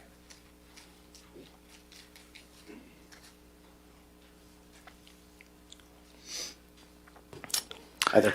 Good evening. My name is Jim Malu, and I'm the pastor of Hope Fellowship on 4100 Road 100, which is the this right-of-way vacation request is the back part of the parcel that that is on our property. And so we approve this request. We're for it. It would clean things up. And I believe the developer has also expressed the same thing. Okay. So I don't need to waste any more time. But All right. Sounds great. Do we have any other members of the public that would like to make a comment? Going twice, going three times. All right. So we are going to close the public hearing. And if I could get a motion, Mayor Pro Tem Grimm. Thank you. I move to adopt ordinance number 4794, vacating a portion of Road 104 right-of-way as established by special warranty deed under Franklin County Auditor's File number 505754, and further authorized publication by summary only. Second. So we got a motion by Mayor Pro Tem Grimm. We got a second by Councilwoman Blaisdell. All those in favor say aye. Aye. All those opposed say nay. All right. Looks like it passes unanimously. That'll jump us on to number 9, which is ordinance and resolutions not related to hearings. So we have number A, ordinance number 4795, declaring the city's intent to join and be annexed to the Mid-Columbia Libraries District. And we're going to have Deputy City Manager Richa Siddell. Thank you, Mayor, and evening, members of council. I'm here to seek your consideration for the ordinance in front of you declaring the city's intent to join and be annexed into the Mid-Columbia Libraries District. We have been partners with the Library District for more than 5 decades, and our community is deeply engaged with their services, and Pasco residents are among the highest users in their system. And a 2025 survey reported about over 96% satisfaction rate with the library's services overall. The services is currently funded by the city's general fund and costs around $3 million annually. And it is important for us to secure something that is long-term sustainable and stable fund, and that is also the library's desire as well. With this annexation, if it passes, it would shift the funding model from the general fund to a dedicated Mid-Columbia Library property tax levy. And at this time, it is estimated to be 23 cents per thousand assessed valuation, about $115 per year for a home that is valued at $500,000. The action in front of you, however, is not approval of the annexation itself, and that's important to remember. What you have in front of you is a request to be annexed, which, if approved, will then go to Mid-Columbia Library's Board of Trustees.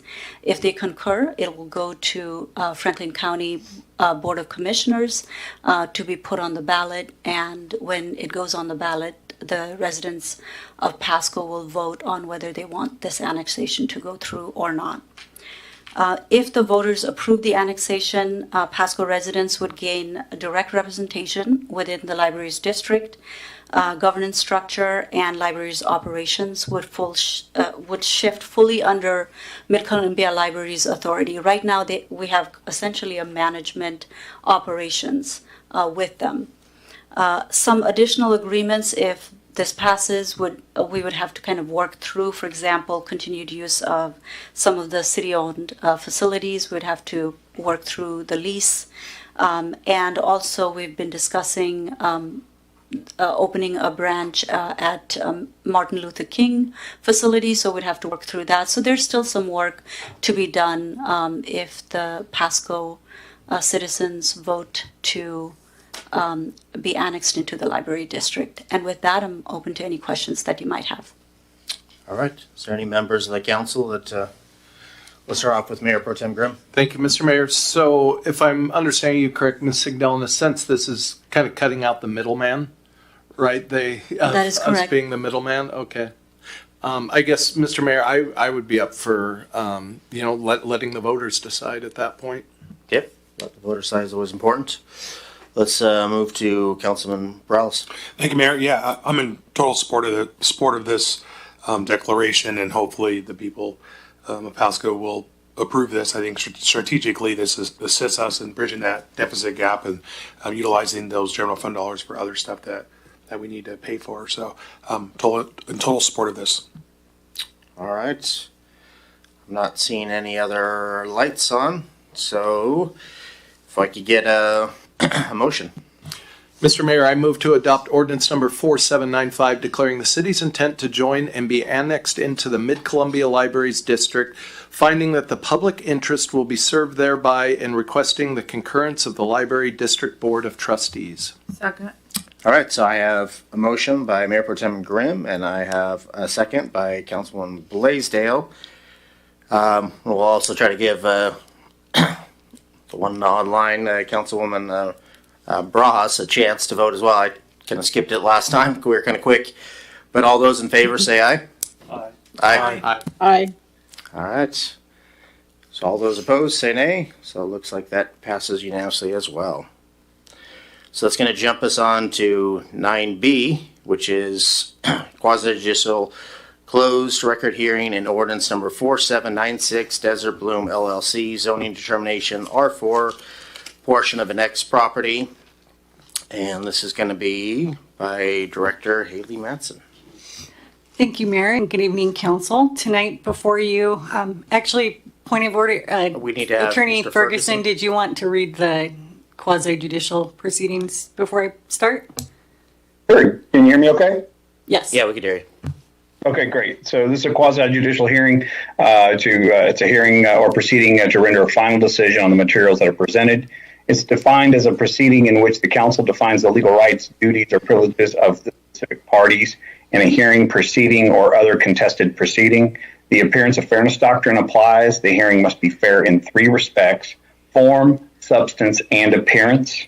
All council members should consider whether they have potential conflicts as follows: a demonstrated bias for or against any of the parties, any direct or indirect financial interest in the outcome of the proceeding, which would affect the council member personally, whether there has been any prejudgment of the issues prior to hearing the facts, D, whether there has been any ex parte contact with anyone other than staff prior to this hearing, and finally, any other conflict which a council member believes would prevent them from hearing this matter fairly and impartially.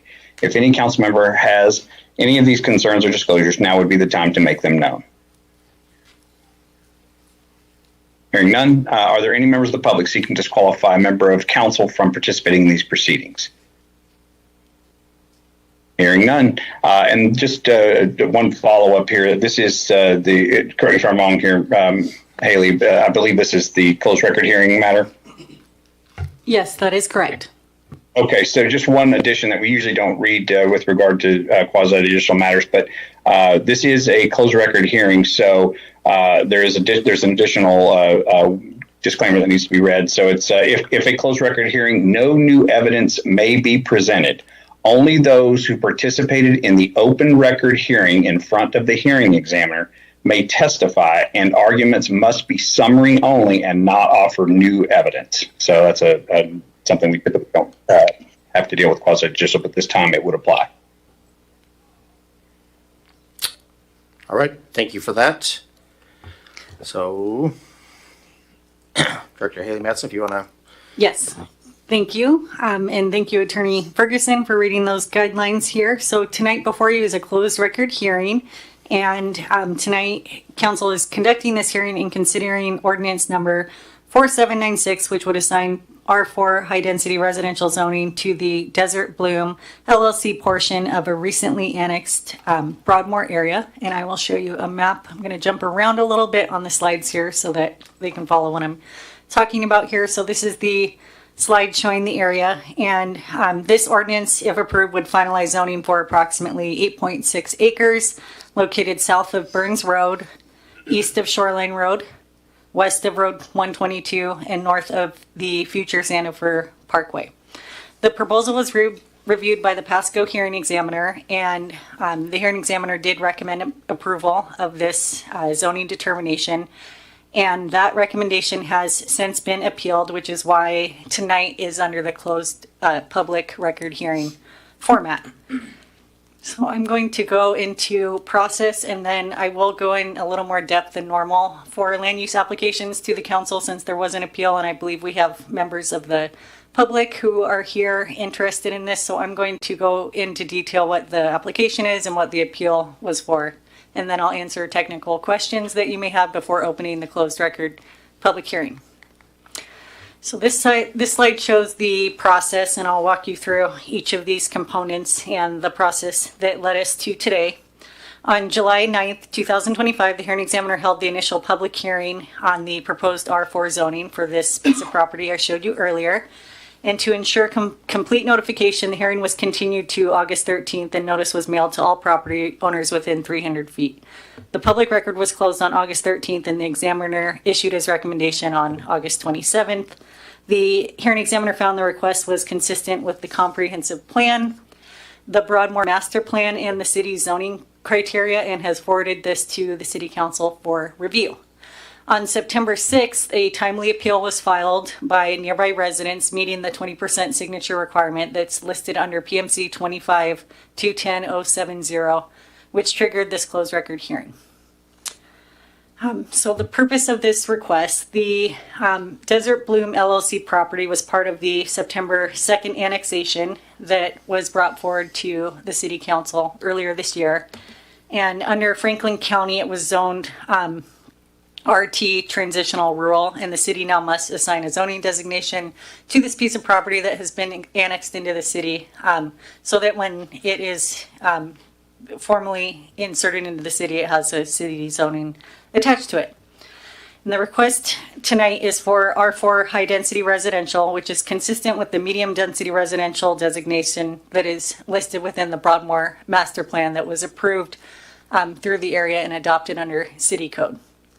The zoning action itself does not approve a specific development at this time. It provides regulatory framework for future housing proposals, which will go through a separate review and SEPA evaluation if needed. So tonight is not a project level review. That project specific review will occur at a later date. This is for the zoning on the property.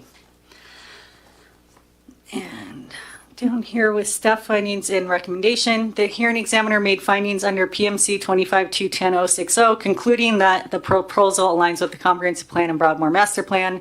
It is compatible with the adjacent residential uses and supports the orderly growth within the urban growth area of the city. This allows for coordinated infrastructure, increasing housing supply, and supporting planned growth within city limits, which is also required by the Growth Management Act established in the 1990s by the state of Washington. The state of Washington does require any city planning under the Growth Management Act to densify, and we are assigned housing figures to each city every 10 years, the state says. So for example, during this cycle, they've assigned 18,000 units for city of Pasco to grow in the next 20 years. That is a requirement at the state level. So the city is required to look at different areas of the boundaries of city limits and establish where these densities will go. And that was part of the Broadmoor master plan exercise, where the city reviewed all areas and decided where the best place would be for compact mixed use development in Pasco. So that was determined by the hearing examiner to meet our comprehensive plan, which is based on state law. There was no special conditions or an agreement necessary based on the recommendation, because all standard development regulations were still to apply, and staff has concurred with those findings. And so now I'll move into the appeal portion of this. That was the process at the hearing examiner level where a recommendation was issued on this matter. And there was several people in attendance at the hearing. I believe there was 25 to 30 people present. There were several written comments, and then there was a petition signed by the neighborhood with an upward of 722 signatures and 60 written comments. So the hearing examiner took in the feedback at the meeting and the written comments and rendered a recommendation on this matter. On September 6th, the appeal was filed by nearby residents, as I touched on before, and it met the 20% requirement in code. And the purpose of the request here was that, I'm losing my spot here. One moment, please.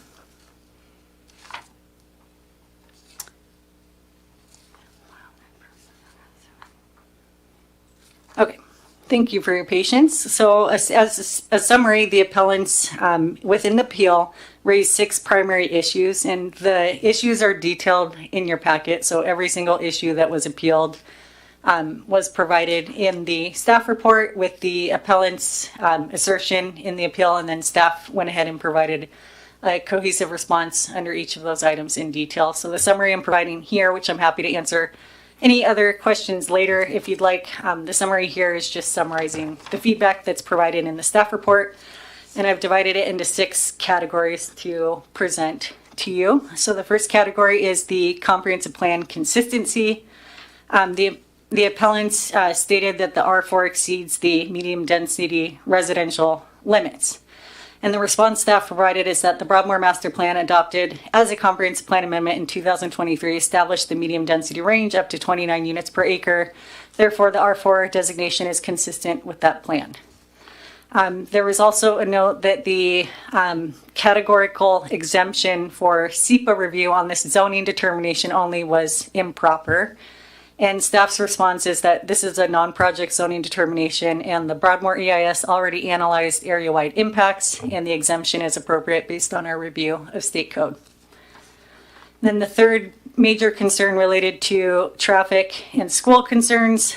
Traffic could probably be in its own category. We received a lot of comments related to traffic concerns in this area that are existing, and then concerns that traffic would further impact the area for the residents there with this new proposal coming in. And we had the appellant cite Burns Road capacity and school crowding.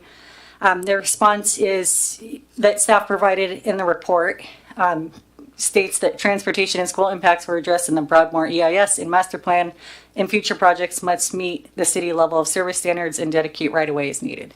And again, I'll point out here that this is a zoning determination on the property, and this zoning determination is embedded within the Broadmoor Master Plan, which did also include a traffic review of the area. So if there's a future project that comes in and builds on this property shown on the screen, the applicant will be required to comply with the traffic plan prepared for the Broadmoor area. If anything in the project falls outside of scope of that environmental review conducted for the Broadmoor area, the applicant will be required to do further environmental review for the project and cannot exceed the level of service standards and requirements placed on that area for traffic. Neighborhood compatibility was a concern raised by the appellants and at the hearing, and the main concern was that R4 is too dense next to the RS20 zoning, which is in the county. That's a larger designation, and the R1 areas that are located within the city limits. And staff's response is this site is separated by an arterial and planned for medium density transition. The intent is still residential in nature and not detrimental to the adjacent uses. The procedural notice, there was an issue with the public notice that occurred during this process, and staff has identified how that error occurred, and we've since fixed it for future projects. The early notification was incomplete, and the hearing examiner, in light of this, continued the hearing and re-noticed all the owners within 300 feet to circumvent this deficiency. And the sixth theme related to the appeal is the conditions and agreement requirement, and the appellants requested conditions to limit density or require improvements for this area. Staff's response is conditions aren't needed for a zoning determination. Any specific project will undergo separate public review and infrastructure requirements. Moving on to the conclusion here, staff in the hearing examiner both find that the R4 zoning is consistent with the city's adopted plans and environmental review. The underlying land use of the medium density for the property was part of the 2018 comprehensive plan. So this was designated several years ago. It was updated upon adoption of the Broadmoor master plan. So this is consistent with plans in the area over the past several years. And to note, the R4 zoning does allow for the greatest level of flexibility when subdividing the property into finished single-family residential lots, which is why the applicant has applied for this zoning. There have been statements that the R4 zone is the only zone that allows for multifamily housing, and that's not accurate. All of those R1, R2, R3 zones allow for multifamily development. There's just different ranges of lot sizes and more flexibility offered in the R4 zoning. Again, this project supports Pasco's long-term housing and infrastructure goals for the Broadmoor area. Future projects will still be subject to public hearings if applicable, SEPA review and mitigation is needed. Therefore, staff is recommending approval of this. And if council does approve this ordinance tonight, the city clerk will record it with Franklin County and staff will issue a notice of decision to all affected parties. Any future subdivisions or development on the site will come back through the public process for review and approval. We do have alternatives for council. Council may modify the recommendation, deny, or direct staff to prepare a commitment agreement. I'm sorry, I struggle with that word, as provided under PMC 25-210-080. And if council would like to be advised more of those steps later on in the process, Attorney Ferguson and myself are happy to walk you through that. But staff is recommending approval. And at this point, Mayor, I'm happy to answer any technical questions that you have, maybe not policy questions, but technical questions related to the staff report. And I can field those with council. After that, we can proceed to opening the closed record public hearing where we'd be seeking input from folks, as Attorney Ferguson stated, that have already attended the initial hearing and have been a part of the new record, and that no new information may be submitted to the record or brought in. So we do want to be flexible with this requirement since people are coming, this evening to speak on the matter, and we love participation in these processes. So if there is something that's severely out of scope of the materials here, I will turn my microphone on and ask to jump in, Mayor, as a point of clarification to inform you that the testimony provided was out of scope of the testimony that we can take in. So at this point, happy to answer technical questions. I appreciate you clarifying that.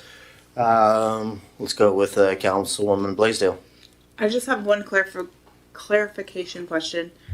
The Broadmoor Master Plan traffic study that was done, it says 2019, that was for medium density residential or high density residential?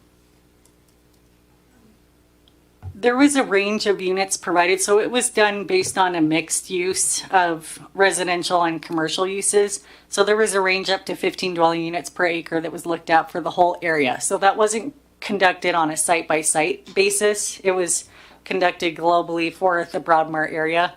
I'm not sure if it was actually listed under medium density residential or high density, but the range of units reviewed by the traffic report was up to 15 dwelling units per acre. And that was mentioned in the appellant's application about the density not quite matching, but it's important to note here that the traffic review is a preliminary transportation analysis for the entire Broadmoor area. It does not dictate zoning. So if the traffic review went up to 15 dwelling units per acre, and we find that the specific proposal falls outside of that range during review of the actual development proposal, the applicant is required to submit another SEPA and an updated traffic report. So it looked at the area collectively, 15 dwelling units per acre. And this is one piece to that entire area. So if this area is higher in density, it doesn't necessarily mean that it's not compliant with the Broadmoor TIA.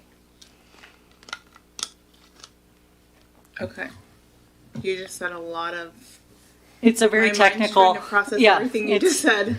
It's a very technical matter. So Okay. Very thick packet of information here. Thank you. Of course. All Could I right. follow up to that? Yeah, let's jump on to Councilman Cotta. So with this R4 transition, you're saying that the scope of the traffic study did include a possibility of this amount of density in that area? Yeah, not that, so that was an average for the whole area, 15 dwelling units per acre. And the area is composed of commercial uses and residential uses, so we're not going to see this amount of density throughout the whole area. That's how an EIS works when you're looking at a established master plan. You look at it collectively as one impact. And then as you get projects that come in, you look and you say, okay, let's give this development as an example. So they're coming in at a higher density. We're looking at the trips collectively for the area. Now, if this project does need more analysis, given that this transportation analysis, again, was preliminary for the master plan, we will require that upon development application. But we don't know if we would require that now? Not until we see what is being built there. This is simply a zoning see. designation for a property. So we have areas around town that are zoned right now for residential development. They're vacant and they're not developed. We wouldn't go to those sites and require a traffic study until we knew the extent of what the development would be. So if we didn't like the way the traffic study happened later on because of the density, we could then pull back and go with something with a lower density. If they don't comply with the standards, we wouldn't be able to approve the proposal. So they'd need to go back to the drawing board, and if they couldn't make it work and maybe it didn't pencil to redo that whole area with traffic improvements, they may consider coming back and doing a different zone or not moving forward with the project. Thank you. Piggyback onto that. All right, so let's jump to Councilwoman Blaisdell. In my mind, what I'm thinking is Road 68, nobody anticipated the high traffic volume on 68. That's why I think it's so important that we look at things from as that is an example when developing Road 100. Now, I'm not by any means saying I have the answer, but Burns Road is already busy. So I would think that we would look at the traffic study before we start changing zoning. I could be wrong, but that's just my personal opinion. Ms. Matson, do you want me to chime in on that a little bit? Yeah, Mr. Ferguson. Yes, please. Yeah, so we're kind of talking about two different things. So when there was the Broadmoor Master Plan, that was, and again, I'm going to get out of my school here, but that was a non-project EIS, an environmental impact statement. And so as part of that, a requirement was to have a traffic component that had to be analyzed. So you don't know, without knowing what's going to go in that area, you have to basically kind of pick it down the middle. That's what the traffic analysis has to go through. And then it's able to then go through their other steps for the complete the SEPA EIS process. So it's just that's why it's called a master plan, because it's very general in nature. And I think what Ms. Matson is saying is that any time, while that is great for folks that want to come in and not have to, and then be able to rely on that already non-project EIS that's been done under SEPA, that's great. But when they don't meet that requirement, they're going to have to then go through a separate SEPA process, which could also entail a traffic impact analysis, and that could come up with a completely different result.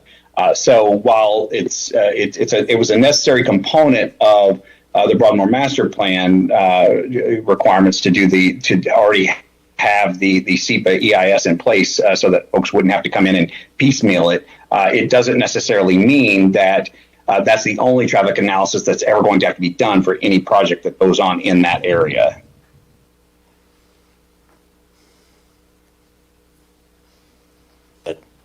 Answer your question? Sure. Okay. Let's move back to Councilman Cotta. So isn't there an estimate of the amount of people that are going to be living in this area since it's moving to R4? Wouldn't there be a general framework that we would consider and apply that to the traffic study? I mean, I know maybe there might be a few less townhouses or whatever's going to be there, condos, but it would be more than what would be an R3. So wouldn't that come into play when you're considering the study? I mean, isn't there a range where we kind of know if we need to do the traffic study or not? Yes, so when the project moves forward and develops, we would look at the traffic study for that. The assumption for density for this project can go up to 29 units per acre, and that multiplied by the site is 539 units, but then you want to probably deduct 75% of the site, and then you assume, so that would be 400 units, and then in each unit there's an average of, I think it's gone down since I've last checked the statistics, but around 2.3, between 2 and 2.5 folks per unit. That's just my anecdotal answer at this point. So you'd have, 1,000 folks living there, and back to the. That's the high end? Yeah, that would be the average, I would say. Okay. Just based on it. And for 400 units, that typically generates 1 p.m. peak hour trip between 4 and 6 p.m., which is what our traffic impact fees are based on. Would you mind telling me the density range? I apologize for not knowing it. The density range, I just provided the max. So the max would be 400. I doubt they could actually get that many units on there. It just really depends if there's multifamily how few units. can be on the property? I'm sorry? How few can be on the property? 20. I believe the density range is 20 to 29 units. 6 to 29. So if it's, got it. So 6. So the lower end of the range would be 100 units. So 100 to 400 units. Thank you. Yes.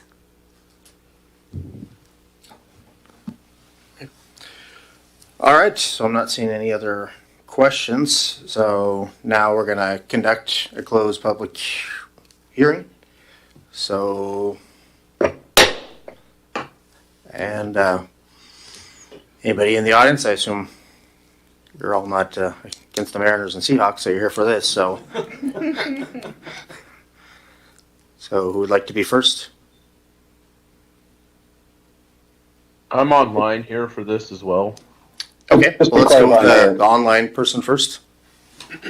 Mayor, just to clarify, every person needs to attest that they did speak at the open record hearing prior to speaking tonight.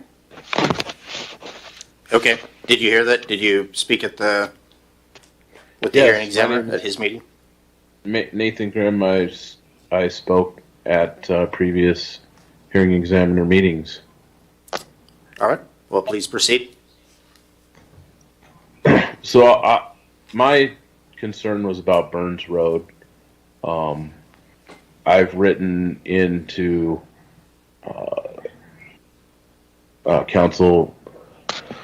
Councilman Milne about the master plan and the transportation master plan and the comprehensive plan and the level of service on Burns Road. Burns Road just cannot handle it, and more traffic. It has not been able to handle more traffic. The county proceeded to add projects. Thus, I live in. We're going to continue to build. I understand that, but we have to do something about Burns Road. We can't just say, oh, we can't. The hearing examiner found the arguments that we made about traffic unmoving due to the issue had existed previously. Well, the issue exists, so when do we fix it? The answer is not to say every project just gets a pass and we never have to fix it. That is lunacy. And we know in Pasco, based on our previous experiences, that we've gotten traffic stuff wrong. And I have a grave concern, and I've expressed this to the hearing examiner, that once we zone this, the ship has sailed on our opportunity to do it correctly. The transportation master plan says Burns Road is supposed to be a primary arterial, which gives it four lanes of travel, 2 lanes in each direction. With the current right-of-way that exists, that is not possible. The current right-of-way and in the current places that Burns Road is developed, it's a single lane of travel in each direction with a turn lane. And to make that whole Broadmoor area medium density to high density, and you're relying on Burns and a future Sandifer, which isn't even designated in the transportation plan as a primary arterial, just an arterial, which means it's 2 lanes of travel and a turn. That is not enough traffic east-west in and out of that entire area from now into the future. So that's my concern. That's a summary of my concern. I know the hearing examiner said it's a pre-existing condition, but at some point we have to fix things that are not right. And just continuing to say because it didn't get fixed before, we're not going to fix it now. I ask staff to explain that logic. Thank you. All right, thank you for that. And just clarification, I was advised by staff to not read any emails, to only stick with what was in my packet. And so again, just clarifying, I did not have any ex parte communication. I didn't read any emails. I stuck with just what the hearing examiner, or else I would have been recused from this meeting if I was getting outside advice. So just making that comment that unfortunately on these cases, I can't be involved and just go off what is presented. So I think that's the only online was Nathan Grimm. All right.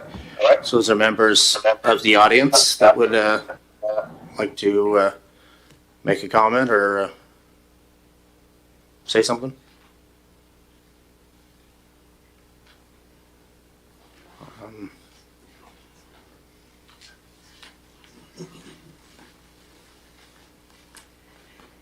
My name is Piper Barton, and I was at the hearing before. Okay. I talked. So my main point was neighborhood compatibility is what I spoke about. And from a real estate point of view, because I've been a broker here in the Tri-Cities for about 40 years. So my concern, and I live in here too. I'm a resident here at Solstice. And I've sold a couple of homes in there, a couple of them back up to Road 122. And I had actually called into the city and asked for my clients, on my client's behalf, what that was zoned for. And at the time, I was told it wasn't incorporated. It was soon going to be annexed. Not soon, but it would be. And told that it was medium density. So a couple of people bought who are right on Road 122. So my main concern is if housing of lower value goes in there, that it will bring values down that are right next to, like right next to here. So just hoping there wouldn't be apartments. I know the application was for single family detached. So that's where I was coming from a real estate point of view, was keeping the neighborhood comprehensive and not having anything go in that would take our values down. All right. Well, thank you for your testimony. Okay. And comments. Is there anybody else in the audience that wants to speak on this issue?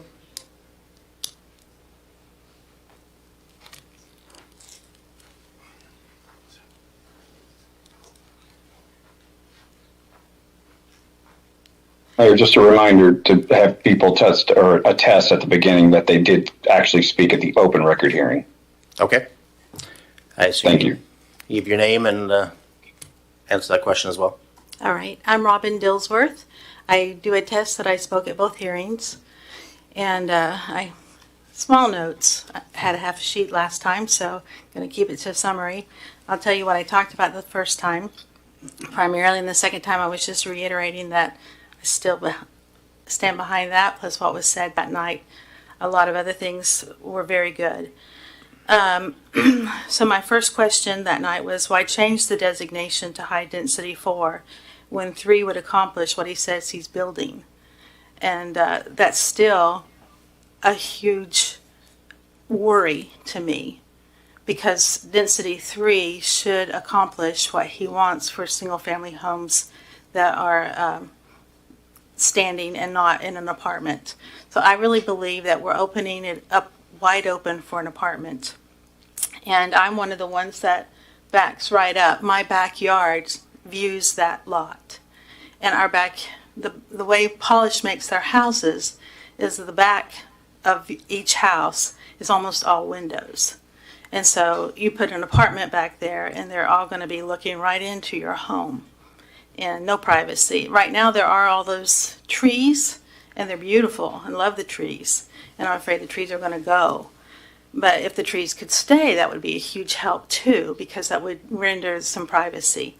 But I was one of the homes that Piper sold, and she told me that it would be medium density, because I was, it's farm right now, but it's not going to stay that way. And so I thought, okay, that's good. It'll be good. And so this was not at all what we were foreseeing and what she had been told and what was told to me. We just bought there last July, a year and 3 months ago. And so my other concern that I wrote down here was crime. I left Road 40 because crime was encroaching on our area down by the river. And my son is a police officer, so I asked him, where is a really safe place to move to? And because I wanted to stay in Pasco, love Pasco. And he did too. So he said, you know what, Burns Road. And he told me about the Solstice down through there. So it was the first place I looked, and we bought right there. We loved it. And he said, very low crime. And then those 3 apartment complexes have come in that short time that I've lived there. And he says, well, crime's gone up. Theft is happening all the time. So that's a real concern. And then another thing, the fourth thing I wanted to talk about was, so it was the high density, why go with 4 when you have 3? High rise, you lose your privacy, crime. The fourth thing would be, I'm a CPA. And so I know that you all are looking for income to your city. I am too. I would love to see it thrive. And yet, whenever these homes go in, whatever the builder puts in there, they're going to make revenue for the city, and they're going to put their homes someplace. They're definitely going to build. A builder builds. They're going to find a place to build. So you're still going to get that revenue. But what is a concern is if these homes that are in that vicinity end up losing value, especially, ours are like 500 to 750, but across the street from us go upwards over $1 million. If they lose value, you lose revenue. So I just wanted you to think about that. Thank you for that. I think I saw somebody else that was getting up, ready to talk. Hi, City Council. My name is Cody Fielding. I am the applicant. Okay. And I did speak or testify in the first 2 public hearings. So, I just reiterate maybe what I mentioned in those meetings. The land use has been public for since the 2018 comprehensive plan, and Haley mentioned that as well. And so, from our perspective, this land use has been out there for some time. The land use does allow, I should say, the land use requires either R2, R3, or R4. And my next sentence is very important. Any of those zonings require 6 to 29 units per acre. Any of them. R2 can go up to 29 units per acre. R3 can go up to 29 units per acre. R4 can go up to 29 units per acre. Any of those zonings can also be down to 6 units per acre, but they have to fit somewhere in between. So I sympathize with the idea that the R4 high density, I'm using air quotes, because they're all the same density, R2 through R4 in this instance, because it's the Broadmoor Overlay District. And so I would like the City Council to consider that in this. The reason we chose R4 is because it allows the greatest level of flexibility for creating single-family lots, single-family residential homes for the, I would say, the average citizen of Pasco to be able to afford to live in Pasco. And this area has been designated for that express purpose. And so we're honored and we're excited to be part of that, to bring that housing to the Tri-Cities, or to Pasco specifically. And so I hope that makes sense. Good. I think that's pretty much the summary that I wanted to share. Thank you for your time. Can I ask you a follow-up question? Yeah. Well, yeah. Okay. If I could, Mayor. Thank you. You just said we want R4 because it allows flexibility for single-family homes. So we're not talking about townhomes, condos. Technically, condos and townhomes are single-family homes. Technically, Okay. What we're not referring to is, call it 3 or 4 story apartments, where one doesn't own their unit, or rather they rent a unit, and those units are typically, in a 3 or 4 story building in the typically 3 story in the Tri-Cities, which is what we see on Burns today. So in our instance, it would be builders that would be building 1 or 2 story homes. Detached or possibly attached, depends on the builders. To be just totally honest with you, there's likelihood for townhomes if those builders desire townhomes, because that's what the public wants. It's a little bit lower price point that makes it more affordable for a lot of people. Typically, a townhome is $30,000, $40,000, $50,000 less than a detached single-family home, and therefore sometimes builders prefer to build that because it gets more people into houses. And how much is a townhome going these days? $360 to $420. Okay. Yeah. Okay. Thank you. I'm happy to answer any other questions that the council might have. Basically, you're saying, you're telling us that these are going to be townhouses, they're not going to be 4-story apartments? Right now, correct. So to clarify, right now the builders that are interested, we're not the builders, we're developing for builders that want to come in and build. They are interested in single-family, attached and detached. What that means is single-family sort of standalone that you would see kind of in a traditional neighborhood where it's 1 unit per building. They're also interested in potentially townhomes, which are sort of like glued together type homes, but they're still single-family homes in the sense that they're on their own parcel. And so a homeowner can go and buy that specific townhome unit that happens to share a wall with somebody. Does that make sense? Okay. Yeah. Well, let's go with our Mayor Pro Tem Grimm. Thank you, Mr. Mayor. This might be a question for staff. I don't know who's the best to answer this, but what makes an R4 more flexible? So the R4 allows single-family lots. It allows flexibility in how you can configure them. And it's escaping me all of the details. I think you can go down to 20-foot widths for a townhome as opposed to, call it 40 or 50 or something like that. Yeah, that's true.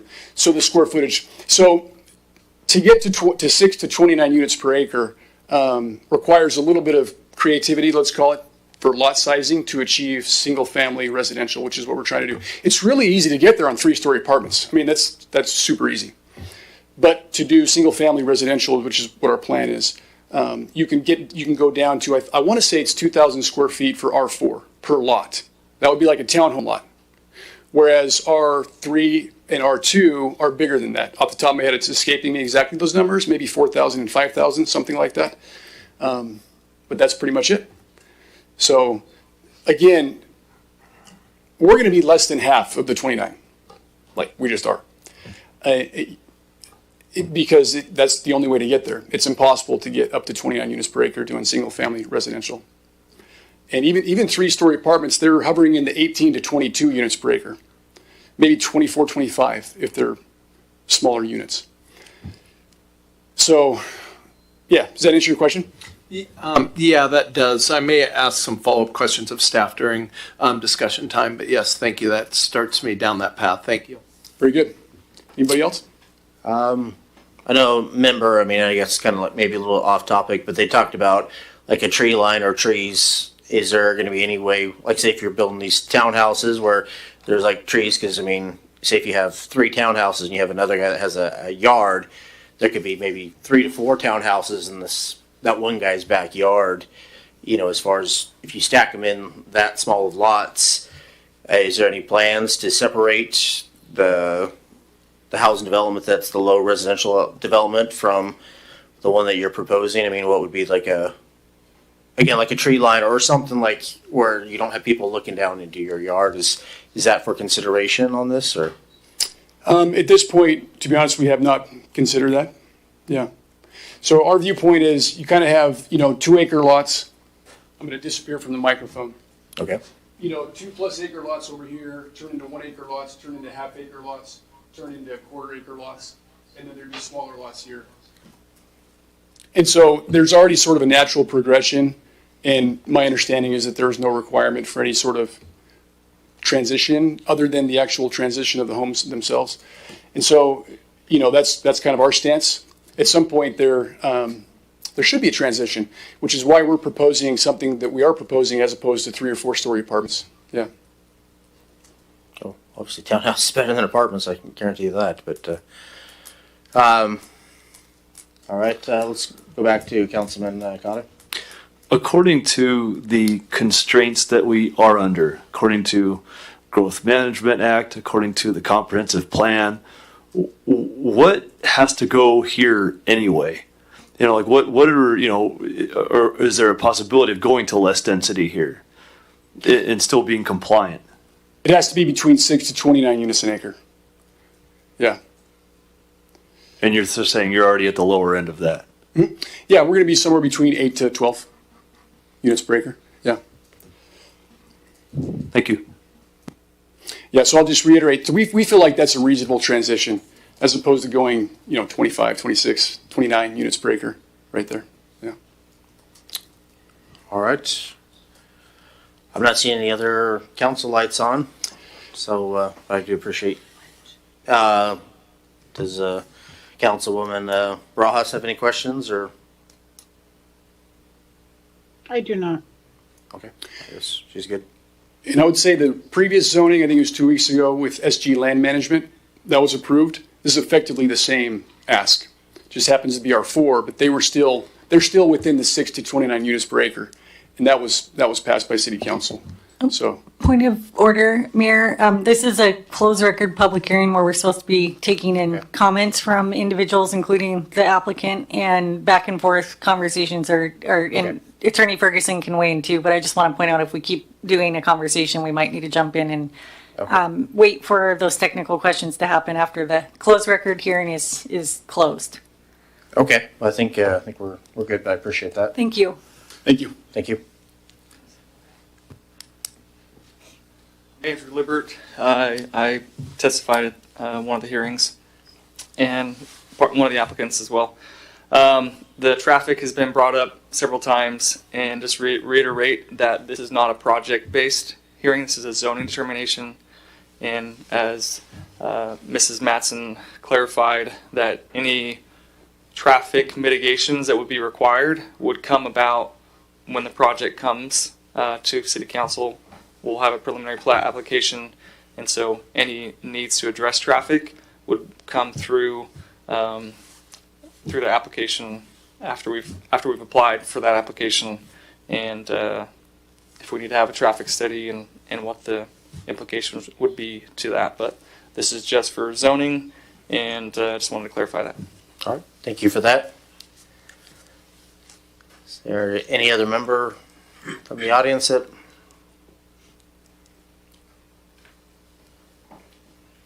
Going twice, going 3 times. All right, so we are gonna close close the record hearing. I'm sorry, Councilman Milne. Yes. I just wanted to see if there's any questions for any of the other testimony.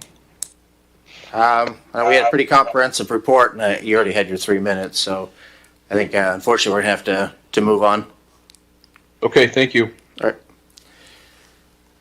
All right, so anybody have any other questions before we get a motion? I'm not seeing any. I would like to. So if we get a motion by Mayor Pro Tem Grimm. What's that? Comment first. I guess we need a comment then first. Sorry, thank you. I was just hoping, just for the sake of just understanding, maybe just clarification for the public, more about, if I can lean into the R4 zoning just a little bit more, and why that is flexible and like attractive to the applicants here. Certainly, and the applicant did cover most of what I will say. The R1, R2, R3, and R4 zoning does allow for apartments to be built. There's a difference in, and they all have the same density range. The difference between the R4 is that you're allowed to do a lot size down to 2,000 square feet. Not if the applicant did, and I'd like to clarify what I said. I'm sorry, R1 is not included in that category. So I'm going to restate my message here. R2, R3, and R4 have the same density range, 6 to 29 units, and then each of those zones do allow the same, different uses listed in there, including apartments. The key difference here is the lot size minimum. So in the R4, you can go down to 2,000 square feet. If you did every lot 2,000 square feet, you would exceed the density. So that's not really what it means. It just means you can have super tiny lots in some areas, medium-sized lots or larger lots, just more flexibility in lot size and some dimensional requirements, I believe, related to height and setbacks. That offers more flexibility so that you can maybe do more compact development in some areas and then less compact in others, but it does not result in a different overall density. Okay, that's helpful. Thank you. Of course. I guess, just one of the, thinking about this from a couple different angles is, obviously one of the things that we heard last time was just the lack of a buffer. That is what we heard 2 weeks ago when we designated that to R3 that people had some concerns about. And one of the things that really stood out to me was how many people spoke against it last time, but yet this time it's exponentially even more. But however, I think what I'm kind of hearing from the residents is they're looking at the 3-story apartments up the road there and not wanting that, or just maybe especially what we have on the corner of Argent and 68 there, and suddenly just all of this, kind of appears. So, I'm going to probably struggle with this as much as Ms. Mattson, but I'm just wondering if, based on the testimony of the applicants, if a concomitant agreement might be better, if I pronounce that correctly, just might give some comfort to the residents of, the zoning that they're planning on, or the units they're planning on building per acre could match up to that, to give some of the citizens there the peace of mind that they're not going to end up with what they feel is a monstrosity right in their backyard. Okay. You're saying that if it moves to zone or high density 4, you'd like to see it with like wording that as far as townhouses, is that what you're trying to? Yes, sir. Yes, give them the flexibility that they're looking for with the R4 zoning that can, get them the flexibility they're looking at within their square footage and working with their lots. But perhaps, the designation keeping it to townhomes and others that will prevent, a massive apartment complex from going in next. I'm just trying to find a middle road here is really what I'm trying to find, Mr. Mayor. Thank you. Thank you. Director Mattson, would you like to comment on that? Yes, Mayor, and I am going to just refer to it as an agreement. I really struggle saying that word for some reason, but the agreement that Councilmember Grimm mentioned, that is within council's authority, and Attorney Ferguson, jump in at any time if I'm giving inaccurate information, but I believe council does have the option to formulate an agreement with the applicant that could require a landscape buffer and a commitment to not constructing apartments, since that is within the current applicant's plan.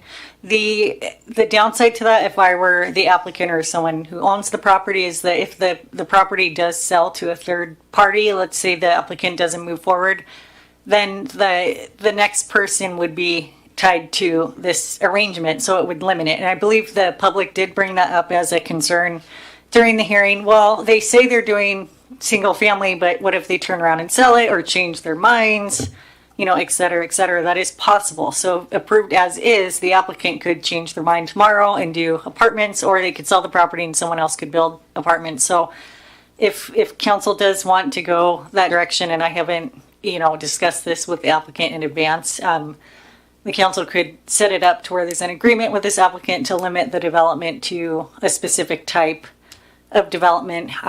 From a land use standpoint, I usually don't recommend this as the first option, just so we can respect our long range plans and all the time and effort that went into the EIS and the overall plan for Pasco, knowing that we do need to densify, and apartments are not looked at highly by most communities or existing residents. And I understand that. I'm not, I do empathize with that. However, to meet our numbers, the apartments do eventually need to go somewhere, and we need to start somewhere. And Broadmoor has been identified as a high compact transportation area. But back to the original question, that's certainly within your authority, and Attorney Ferguson can jump in if anything I just stated was inaccurate. No, that sounds pretty accurate.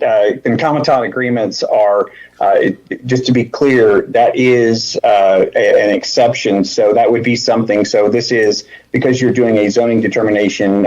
You essentially have three options. You can approve the hearing examiner recommendation as recommended, adopting his findings and moving forward that way. Or you can go the other routes, which is to enter a concomitant agreement or which would include modifications, and then you can also potentially completely deny the zoning. Although that's not going to be a real viable option because this is recently annexed property and it does need to get zoned something, but doesn't necessarily mean it has to get zoned what was applied for. So. There's some nuances because this is not a typical rezone, which is where typically concomitant agreement are in effect. This is an actual zoning determination from an annexation. So I don't know to what degree that would be the most viable option with this, since it's actually new zoning. That most of all that language in our code is under rezones, not zoning determinations from annexation. So I don't think that is necessarily means that it's not an option. I just don't know what exactly those procedural steps would be. I do know this, that any option you choose other than to move forward with the determination or the findings of the hearing examiner and the recommendation won't be able to be done tonight, because the council will need to make its own findings, either by determining that it needs to be modified and then enforced through a concomitant agreement, or through denying it. So the option tonight is to move forward with the hearing examiner recommendation and approve the ordinance, which does that, adopts his findings and then his recommendation, or do your best to come to a conclusion on what the majority of council wants to have staff work on and draft to bring back to you for findings, which are obviously able to be amended. But we can't do that on the spot right tonight, not knowing whether it's going to be what the council's decision would be. All right. Attorney Ferguson, I'm not sure what the answer is to this question. The applicant has asked if they're allowed to state their position on this matter. No, not at this time. This is a closed record hearing based on the recommendation from the hearing examiner. So the hearing examiner has, sorry, let me pull up here just 1 second. I lost you here. Okay. So the hearing examiner recommended, if I'm stating this correct, Ms. Madsen, please correct me if I'm wrong here, but the hearing examiner recommended approval with no conditions and not entering into a concomitant agreement. That is correct. Okay, got it. Okay. So I think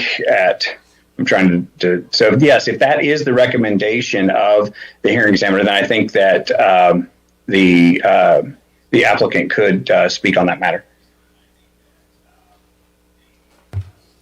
Okay, so the applicant's permitted to go up and speak on this matter at this time? Only if that was an issue that he addressed at the previous open record hearing. So would I need to open up because I did close the record hearing, would I need to open that back up?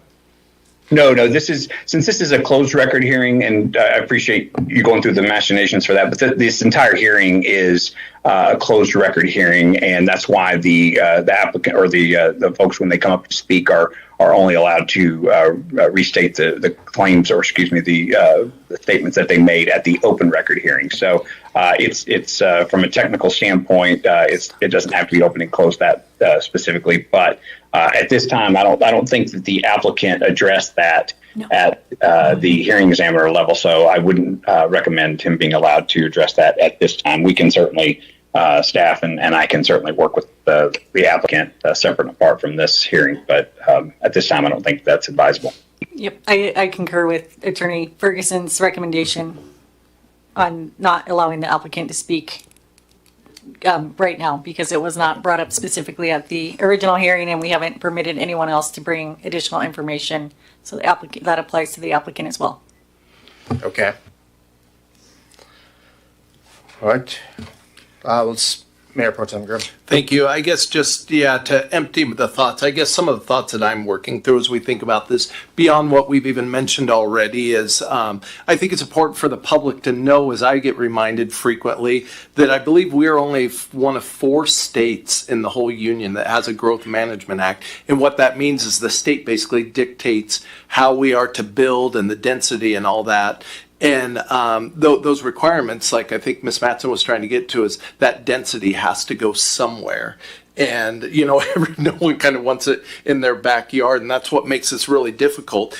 And my heart goes out, definitely the people that, no one wants to see their quality of life or their property value go down. But at the same time, to attract businesses out to the Broadmoor area, they're going to want to see more dense housing out there too. And so I think that's another side of this, we do need to consider at the same time. So, I know the onion illustration gets way overused, but I think there are a lot of layers to this that are worthy of consideration.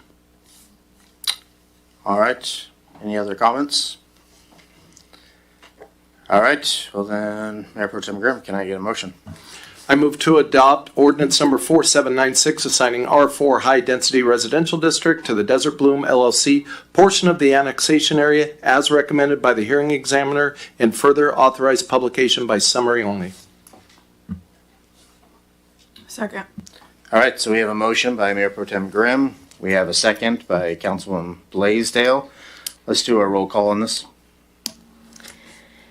Councilmember Blaisdell. Yes. Councilmember Cotta. Yes. Councilmember Perales. Yes. Councilmember Barajas. Yes. Mayor Pro Tem Grimm. Yes. And Mayor Milne. Yes. It passes unanimously. All right. Well, thank you for that. All right, let's move on to the other quasi-judicial one, item C. Ordinance number 4797, Department of Natural Resources rezone from RT to R3 and RT to C1. And let's also start off with Mr. Ferguson before we move it over to Director Mattson. Great, thank you. Can you hear me okay? Yeah. Okay, great. So this is, again, another quasi-judicial matter where proceeding is to render a final decision on the materials that are presented. It's a proceeding in which council defines the legal rights, duties, and privileges of specific parties in a hearing or proceeding. The appearance of fairness doctrine applies and must be fair in 3 respects: form, substance, and appearance. Council members should consider whether they have potential conflicts as follows: a demonstrated bias for or against any of the parties, any direct or indirect financial interest in the outcome of the proceeding, whether there has been any prejudgment of the issues prior to the hearing, whether there has been any ex parte contact, and finally, any other conflict a council member believes that would prevent them from hearing this matter fairly and impartially. Any council member has any of these concerns or disclosures, now would be the time to make them known.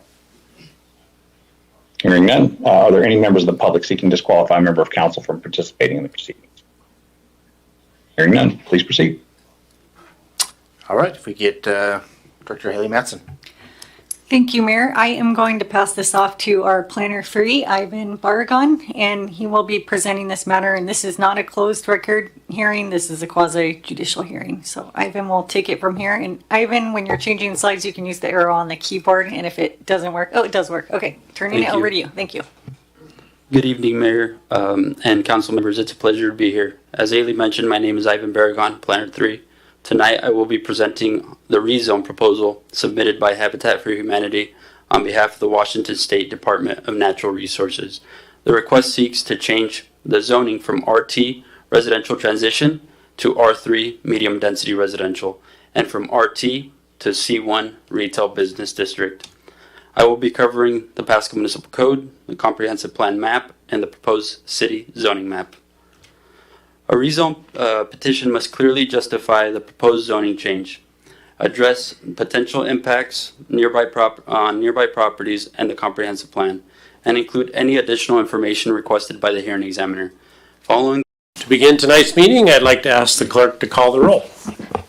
Rosa Torres. Present. Pat Jones. Here. Austin Crawford, excused. Kim Lerman. Present. Rob Waits. Present. Dana Crutchfield, excused. Jay Handler. Present. Jerry Cochran. Present. Mr. Chair, there are 6 members present. We do have a quorum. Thank you. The Planning Commission is an advisory board made up of volunteers appointed by the City Council. The purpose of the Planning Commission is to provide recommendations to the City Council regarding changes to the city's comprehensive plan, land use updates, block grant allocations, and zoning code. The Planning Commission is tasked with considering long-term growth and development of the community, the impact of land use decisions on the community, livability, economic opportunity, housing affordability, public services, and the environment. I'd like to remind the audience that tonight's proceedings are being broadcast live on the City of Pasco's Facebook page and on Charter Spectrum Cable PSC Channel 191, and will be rebroadcast several times during the next month. The meeting is also recorded, so you can watch it on the City of Pasco's webpage, pasco-wa.gov. Click on the video on demand link and make your selection there. There are copies of the meeting agenda available on the back table, so you may follow along with the meeting. And at this time, please, I'd like to ask for silence your cell phone to prevent interruptions during the meeting. For those present this evening, when you're given the opportunity to address the commission, please come to the podium, speak clearly into the microphone, and state your name and city of address for our records. Before we begin tonight's meeting, I need to remind the audience and the Planning Commission that Washington state law requires public meetings like the one being held this evening, not only to be fair, but also appear to be fair. In addition, Washington state law prohibits Planning Commission members from participating in discussions or decisions in which a member may have a direct interest or may be either benefited or harmed by the Planning Commission's decision. An objection to any Planning Commission member hearing any matter on tonight's agenda needs to be aired at this time, or it will be waived. First, are there any Planning Commission members who have a declaration at this time on any of the items of the agenda? It should be noted that I think it's a workshop, so it doesn't matter, but I actually live in the West Pasco Riverview area that's being considered, so I'll declare that. I don't think we're voting on anything, so it doesn't matter, but I'll make that declaration anyway. All right. Okay, go ahead. Then, Commissioner Lehrman, I'll go ahead and piggyback onto what you just said too. Okay. So you're declaring that you also live in Riverview? Correct. Okay. Yeah, cool. myself as well. Okay. Got that noted? Great. Second, is there anyone in the audience this evening who would object to any Planning Commission member hearing any of the items on the agenda? We'll let the record show there was none declared. As a Planning Commission, we need and value your input. It helps us to understand the issues more clearly and make better recommendations to City Council. Furthermore, in many cases, your input here at the Planning Commission meeting is your only opportunity to get your facts and opinions placed into the official record the City Council will use to make its decision. I encourage you to take full advantage of the opportunity. The next item on the agenda is approval of the meeting minutes Our meeting minutes are from September 18th, 2025. We didn't have an October meeting. And if there are, these are provided to commission members ahead of time, we can entertain discussion or questions, or I would entertain a motion to approve. I move to approve the September 18th, 2025 meeting minutes. Great. All right, it's been great. It's been moved by Commissioner Lehrman and seconded by Commissioner Jones. All those in favor? Aye. Aye. Any opposed? All right, the motion passes unanimous. We do not have any public hearing items on the agenda tonight or old business, so we will jump right to the workshop where we have two items. The first item on the workshop agenda is CPA 2025-001, the Emergency Comp Plan Amendment, Pasco School District Number 1, Capital Facilities Adoption or Plan Adoption. And I'll turn it over to staff. Thank you very much, Mr. Chair and Commissioners. Good evening. And I'm going to start out by asking the question, have you completed your Christmas shopping yet? No, I guess not. Okay. So, yeah, there's just a little icebreaker there. In any case, we are here to talk about a couple of different emergency comp plan amendments this evening. And by using the word emergency, we don't really intend to create panic or anything like that. But really what that means is we're undertaking a comp plan amendment outside of the normal cycle, okay? There's a couple of items that we definitely need to address that just can't wait for our normal periodic update. And we're also not undertaking our normal kind of once per year docket for comp plan amendments because we're undertaking the full update.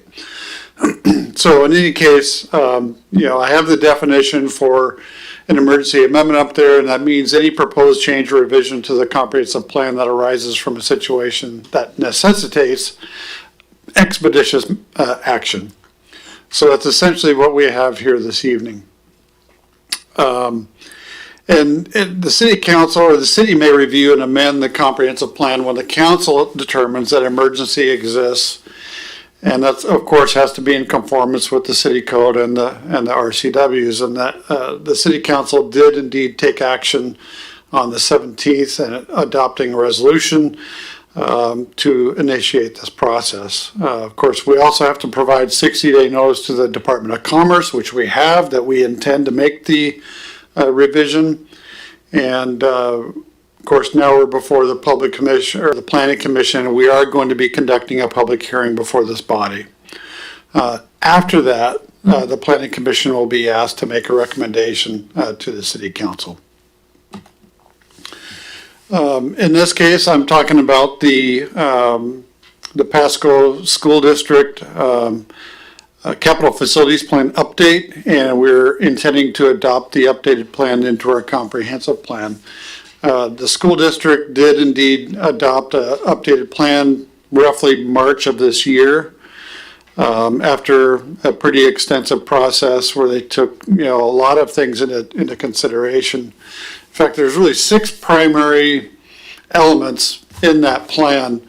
That's the district standard of service, inventory of facilities, capacity by grade span, 6-year enrollment forecast, facility needs and costs, and of course the finance plan and calculation of the school impact fees. One thing I want to note, we've had a number of hearings before either the hearing examiner or the city council recently involving either annexations or subdivisions in certain parts of town. And one of the things that was a pretty common item of testimony, I'll say, is that people testify that they felt that the school district or the classrooms were overcrowded and the school district can't handle this growth. The truth is, I think most people aren't aware of this plan, the capital facilities plan that the school district works on and adopts regularly, actually.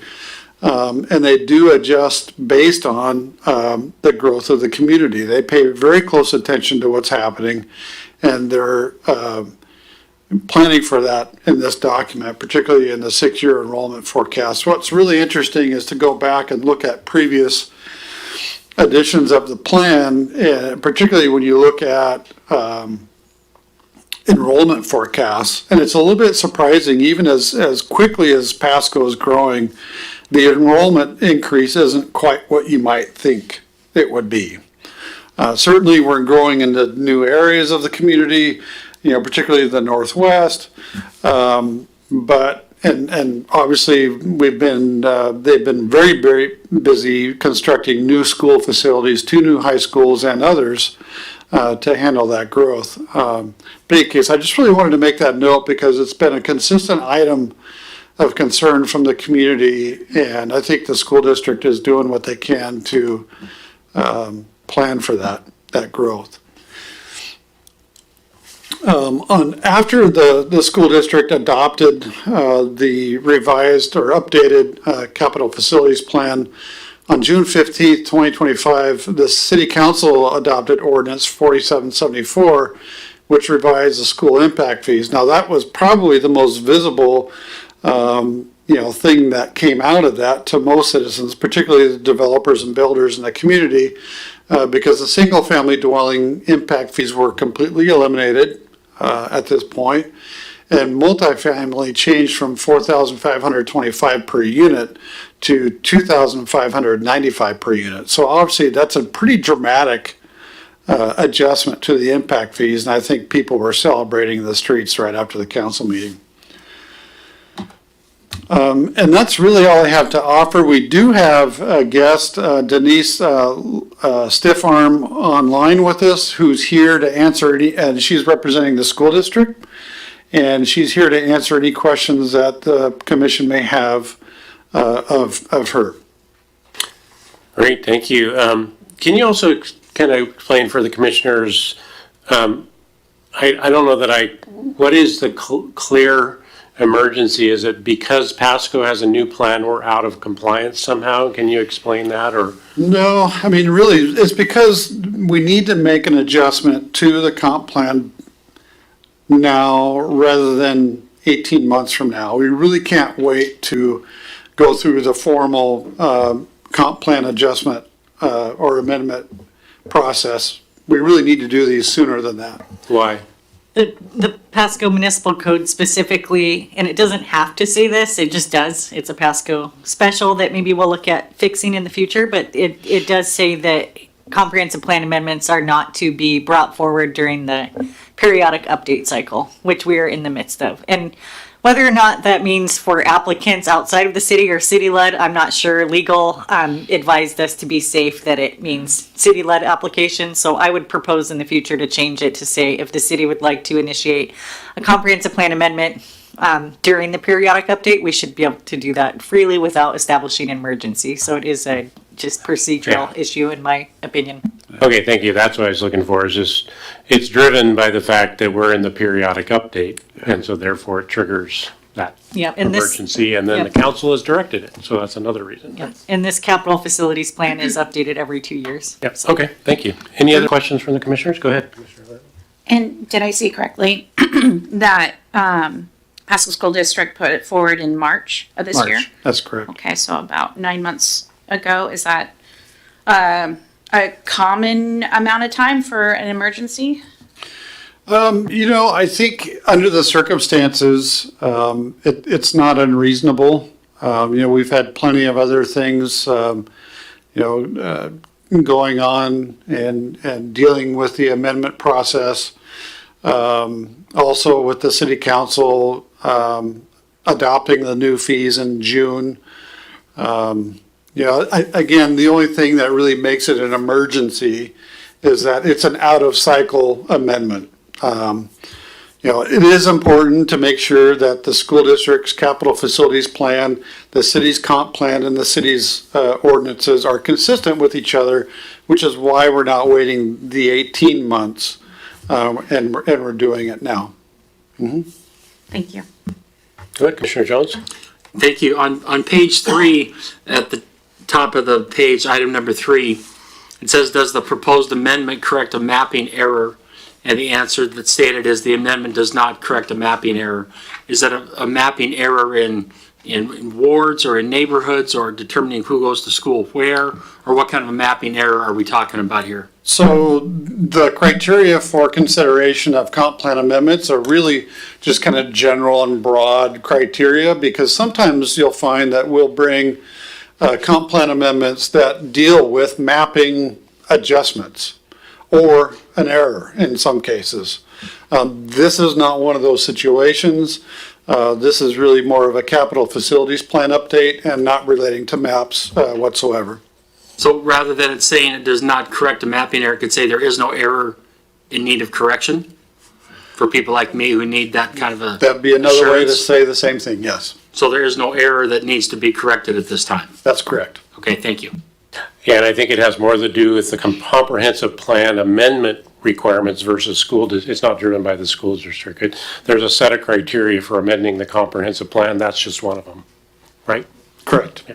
Thank you. Mm-hmm. Other questions from the commissioners? And again, we have Ms. Yeah. Stiffarm online available for any questions Okay. that you might have of the school district, if there are any. Well, I don't know if it's a school district question or a staff question. I was just curious, obviously from a perspective, if it sounds great to remove single-family dwelling impact fees and reduce the multifamily from 4,000 to 2,000 something, but I wonder with the changes in our zones and our building and our mixed residential and more density, does that actually hurt developers more? Because like I'm looking at the Broadmoor massive like giganto apartment buildings, that actually might really be impactful to developers. Has there been any analysis? Is it actually worse? Because we're not building as many single family, we're building more mixed, and some of those massive apartment buildings, that actually might be bigger hits on developers. I don't know if that's a school district question or a staff question. I don't know what the developer's response to that is either. So I'm sure that the school district had to, and Ms. Stiffarm, if you wanted to chime in, you most certainly can, but I would assume that the school district took all of those things into consideration as they're budgeting, based on the amended impact fees. Okay. Any comments from the school district? Oh, we can't hear you. Sorry. Can you hear me now? Ms. Stiffarm, we can't hear you. Oh boy, let's see here. Oh dear. Darn. Ooh.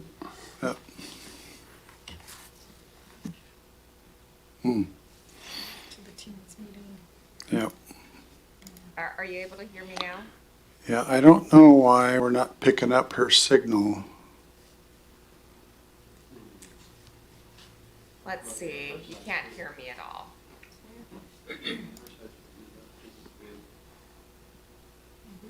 That's not better. Yeah.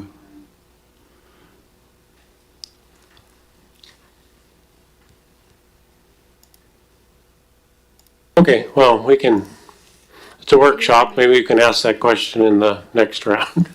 Yeah, and we can bring that back. I apologize, I don't know Yeah. what's happening. Apologies, Ms. Stiffarm, we can't hear you. Did the school district generate that change? That was kind of my question. I wasn't sure what it was driven by. I'm sure they do the analysis, and it probably found that because of our zoning changes, they would actually probably do better to collect for multifamily impact versus single family, because that's what we're building. It'll be interesting, isn't it? Yeah. Maybe yours, Council. Have her call 509-544-4136.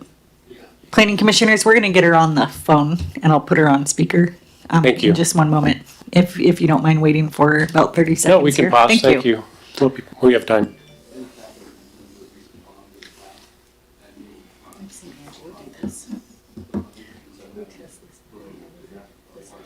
It's probably because we didn't make her a presenter, probably, and the type of meeting.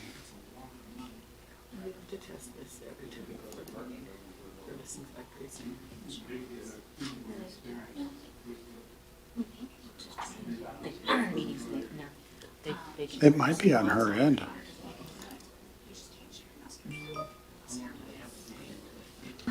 All right, I'm going to put you on speaker and you can talk into the microphone. Okay, can you hear me? We can, thank you. All right, sorry about that. I'm not sure what was going on. So I'll try as best possible. First of all, it's Denise Stiffarm with Pacifica Law Group, and I am outside legal counsel to the Pasco School District. As best as I can understand the question, I think there was a consideration of whether multifamily fees relate to the type of multifamily development that is in the city of Pasco. And what I can tell you is the school district, in doing their analysis, in their enrollment projections, included an analysis of what may be in the development pipeline. And the reason that sorry, can you still hear me okay? Yes. Okay. I think the key for me is maybe to explain why the fees have changed in this capital facilities plan from previous plans. And in the previous plans, the projects included in the impact fee calculation included projects at the elementary level and the high school level.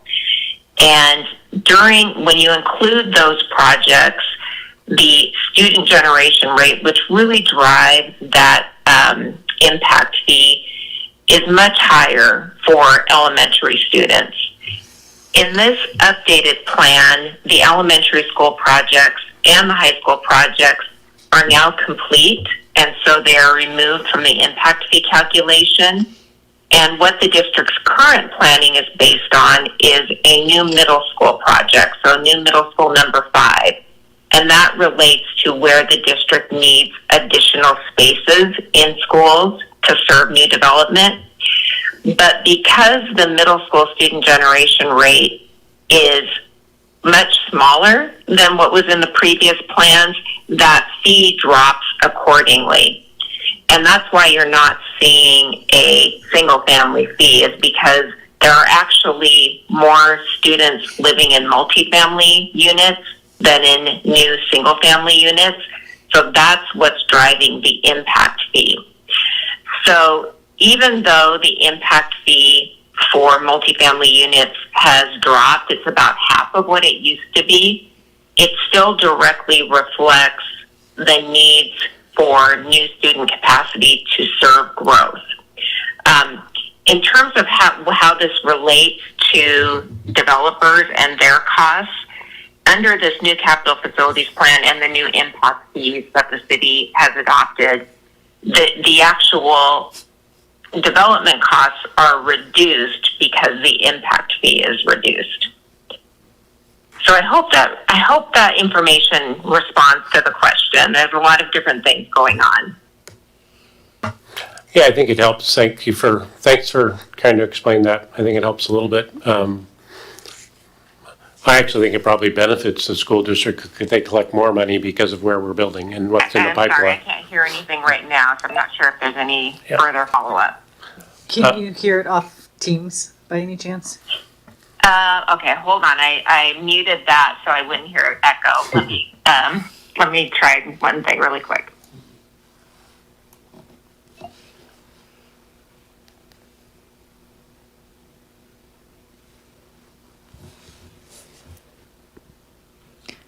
Go ahead and repeat your comment.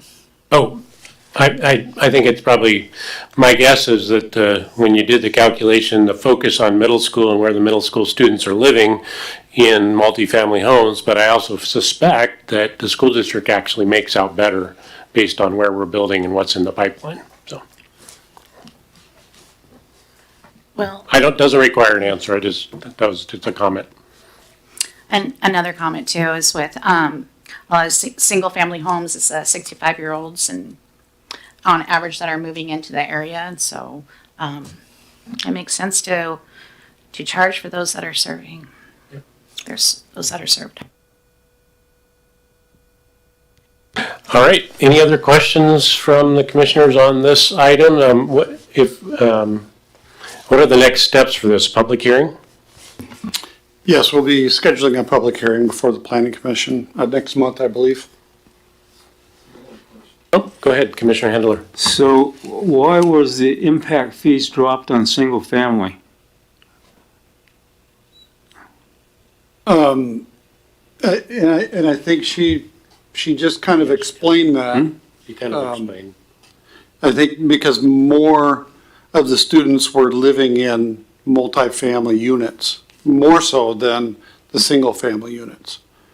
I think the comment was that the demographics for middle school from high school have shifted from single family to multifamily, and I suspect also the pipeline has shifted as well. And they've completed, for the most part, the high school and the grade school projects. Okay, yeah, it goes without saying that these impact fees present serious line item issues for developers. For sure. Enough so that I've seen it kill projects. Just FYI and for the record, Yep. Sure. Yeah, I think that's where I was going to. Hopefully we'll have some developers for the public hearing to weigh in on kind of their perspective on how this impacts that part of so thank you. Any other questions or comments?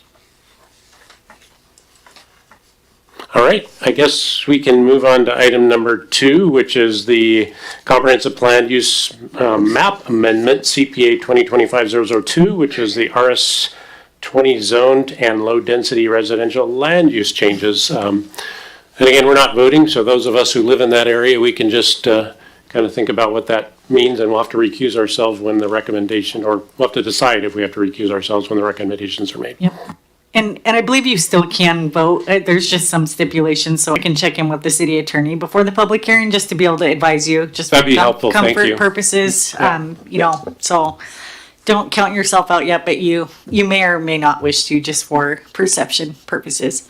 Anyway, thank you, Chair, and good evening, Planning Commission. My name is Haley Mattson, the Community and Economic Development Director here at the City of Pasco, and tonight I'm bringing forward to you the second portion of the emergency comp plan amendment, and I'll skip the description of what an emergency comp plan amendment is, since Mr. Raymond did a great job describing that before. And this relates to a discrepancy between the RS 20 zone in Pasco and the land use designation. And what I'm showing here on the screen is a land use map, also referred to as the comprehensive plan map. And if there's an opinion on what we should call it moving forward, it would be a good time to suggest that as we move forward with the comprehensive plan update. I've seen many cities use land use and many use comprehensive plan map. So for now, this is what it's called, the land use map. And this is a picture of Pasco, and these are land use designations that dictate what different types of uses go throughout the city. So these are the overarching land use for the city. And then under each of these land use categories, there's a series of zoning jurisdictions that fall under it. So this is the big umbrella that guides what goes in Pasco. And so the large yellow area makes up most of the land use designation throughout the city. The gray is industrial, and then red is commercial, and then there's just odds and ends, different colors that you can see on the key there. The current land use designation for residential, your traditional single family to middle housing or apartment uses is designated under the low density residential designation in Pasco, and it is 3 to 6 units per acre. That's the designation. And in the RS zone, wonder if my map doesn't look like I have the zoning map on there. It's shown in light yellow there. It's a little hard to distinguish. I'm going to hover my mouse above the area. So this light yellow area here, I don't have the zoning layer turned on. It doesn't look like that map made it into the presentation, but this light yellow area is what the RS 20 zone is in Pasco. And there is a conflict with the comprehensive plan change that occurred in 2023, and council had approved a change from 2 to 5 units per acre to 3 to 6 units per acre. And the RS 20 zone only allows for 2 units per acre because the lot size is 20,000 square feet. So there was a contradiction, and we've had applicants come forward to the city looking to develop, and it was an oversight is the easiest way to explain it on staff's end. So that is something we will work to look closer at in the future. So the RS20 zone allows for 2 units, and we brought this issue to council to get advice on what to do. And we were advised to allow for 2 to 5 units in the Riverview area. And that would require a comprehensive plan designation for only those portions. We don't recommend that we reduce the citywide land use. So this map is showing the proposal, which would create a new low density residential district from a land use standpoint, and it would allow a density of 2 to 5 units per acre in Riverview. And this is a major shift to the RS20 zone. Before the code change and before the discrepancy occurred, that zone allowed for larger lots, so two lots per acre. And so with this code change, it would allow for 2 to 5 units per acre, so lots down to 8,700 square feet in size. I can tell you, based on my conversations with the development community, they are very appreciative of this proposal.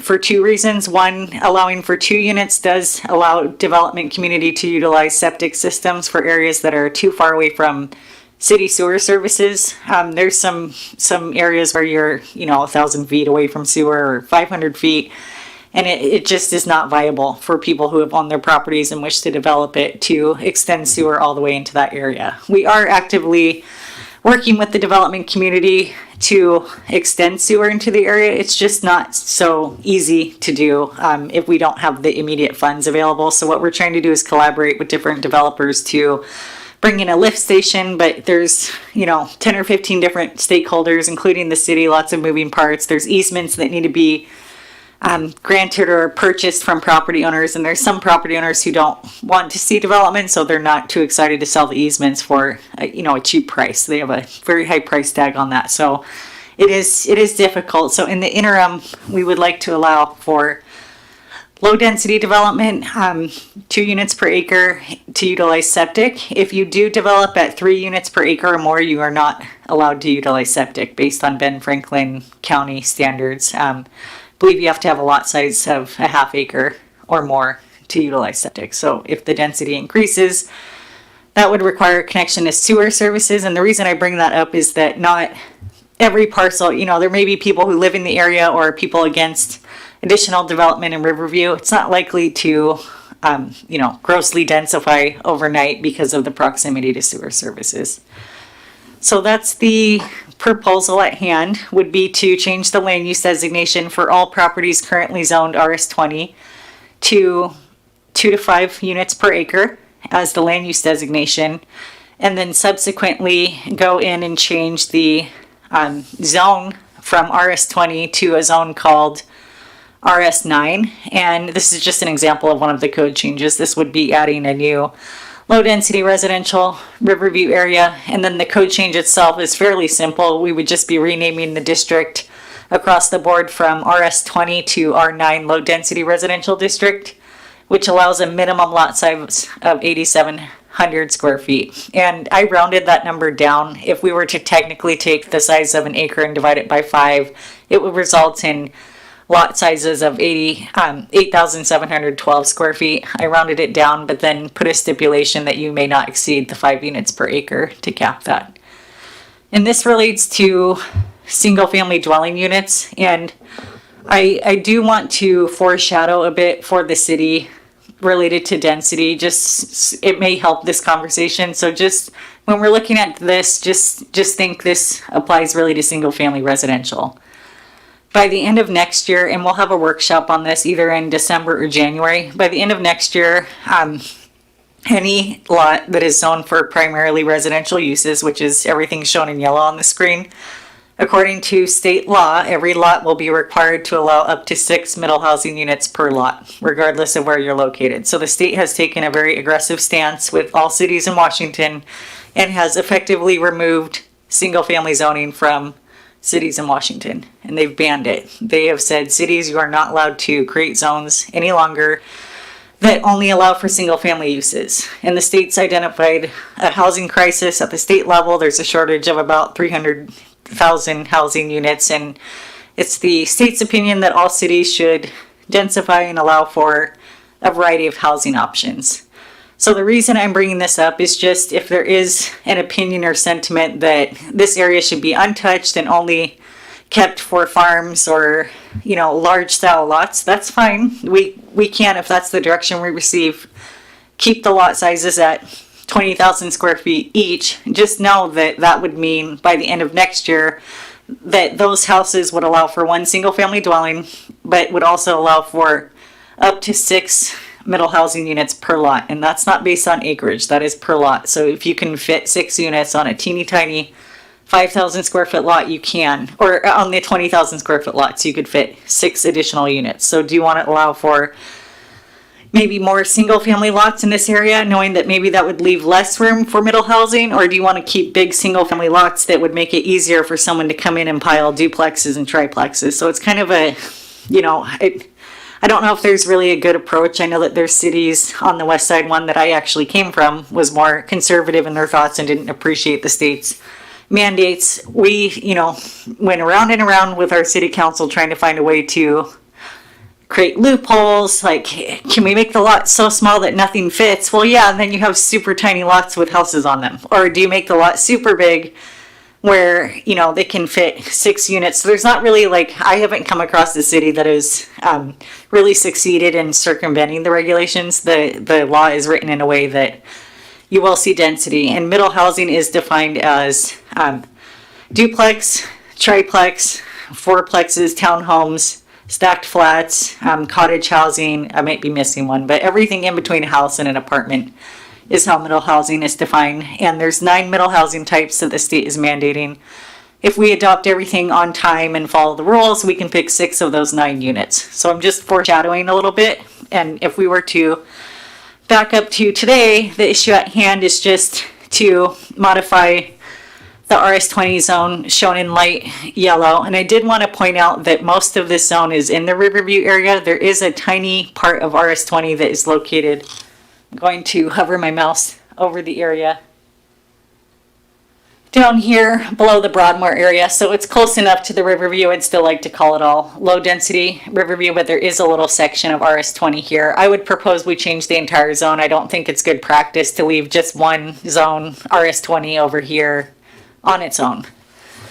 So with that, I'm gave you a lot of information, but we're trying to fix a discrepancy in this zone. That's why we'd like to move this forward now and not wait until later, so that people have some way to develop in this area. There are a lot of people who did purchase land in this area with the assumption that the city would allow 3 to 6 units at that density.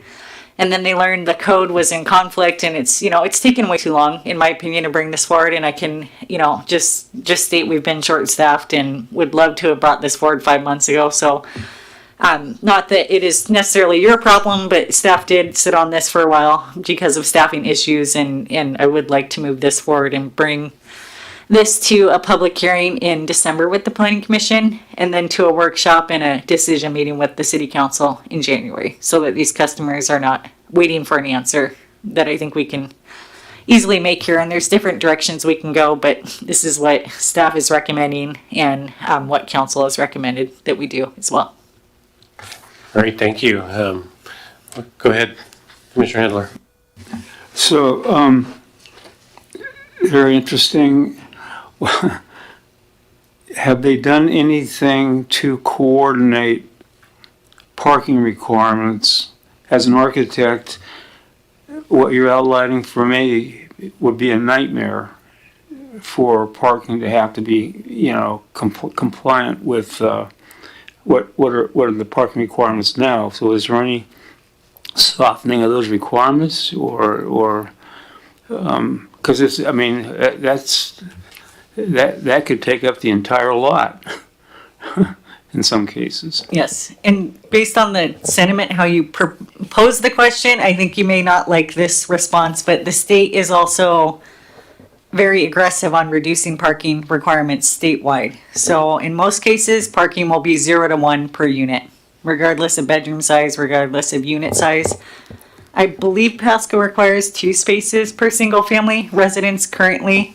and how the state treats middle housing parking, which isn't exactly related to this, but I just want to give you a foreshadow, is if you start with a lot that is over 6,000 square feet, then the requirement can be one space per unit, and then if it's less than 6,000, 0 spaces per unit, which doesn't make a whole lot of sense for cities that aren't Seattle, which is very frustrating to a lot of communities. And I'm not making assumptions for Pasco, but I would believe it would be alarming, for the community to know this. So there are some things we can do this is why I want to adopt the middle housing regulations at the end of next year, is because we could hire a consultant to look at our city and say, this is unsafe. We can't have people parking in the streets or miles away from their homes.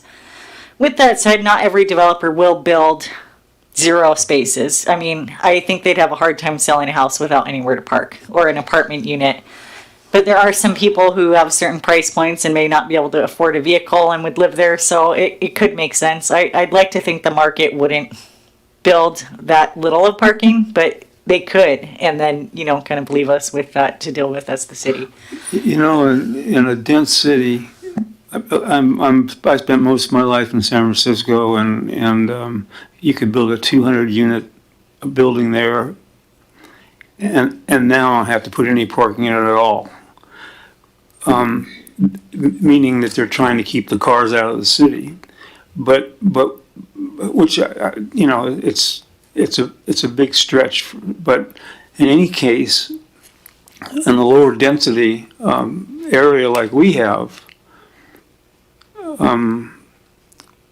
you can it's my mind gets cross-threaded thinking about 6 units on a small lot and not having to put any parking there.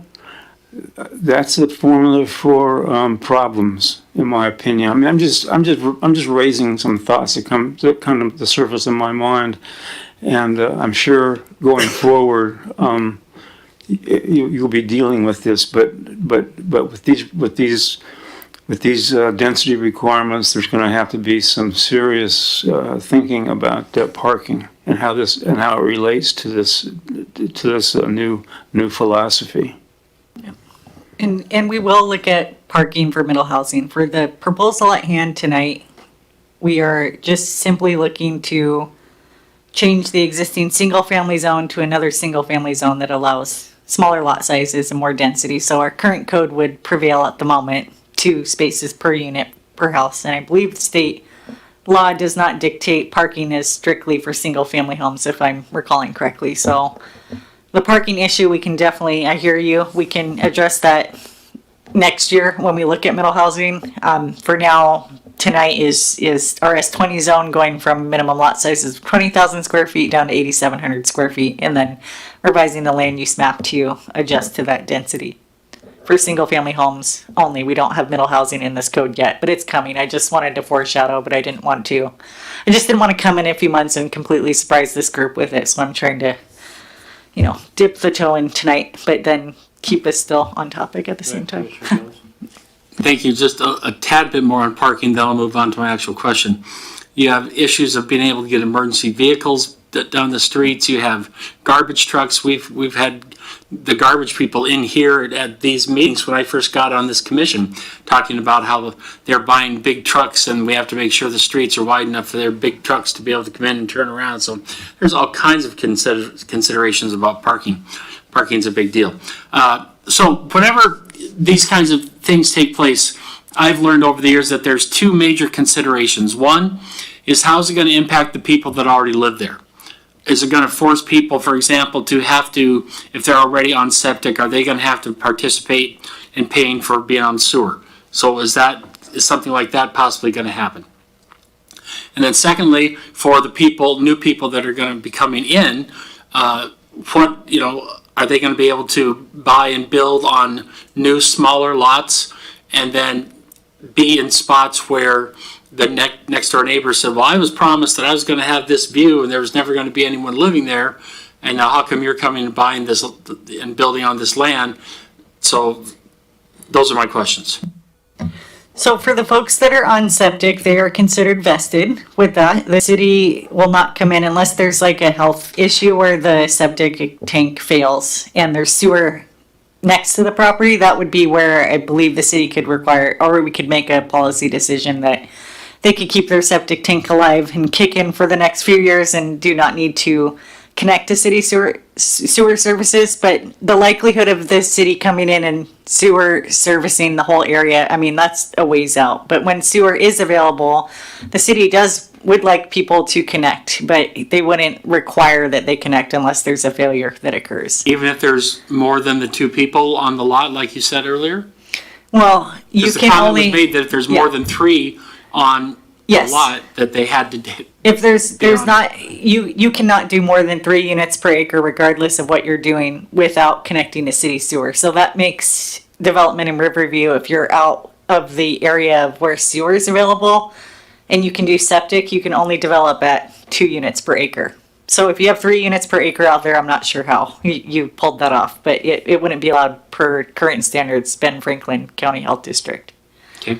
And then outbuildings and fighting fire, is there going to be a requirement for space between outbuildings and Yes. homes? Yes. So all of the separation requirements will still be in place. You still need to meet setbacks, fire separation, fire safety. It doesn't mean you can just cram a ton of units on a lot and ignore all of the regulations. So there are some cities who put a little more strict setback regulations in place, knowing that this regulation is coming. So there are things you can do to, give a little more breathing room for when middle housing comes. And I missed your second question that you asked after the septic question. The people that are going to come and build on a piece of land that their neighbor promised they weren't going to ever have to look yes. at anything. They had this beautiful view, and now they're seeing Bob and Ed's kitchen instead of this beautiful view that they were promised. Yes. So the city has no control over the middle housing ordinance coming soon. At the end of next year, it just will happen and people will lose their views in certain instances. I suppose the zoning code now, if we're worried about adding extra density, we could just change the land use to say 2 units per acre, but I feel like we're just sort of preventing the inevitable with the new state law coming. I think allowing homes at a density of 2 to 5 units per acre may disincentivize more middle housing options, that people can build more single family traditional lots. So it is, if you live in the city limits, you should not, unless there's a view ordinance, which very few cities do that, you should not have the expectation that your view is never going to be impeded. I mean, it's urban level development. The state requires that cities densify, and I think people don't understand that. And we do our best here in this department to educate people moving into the city.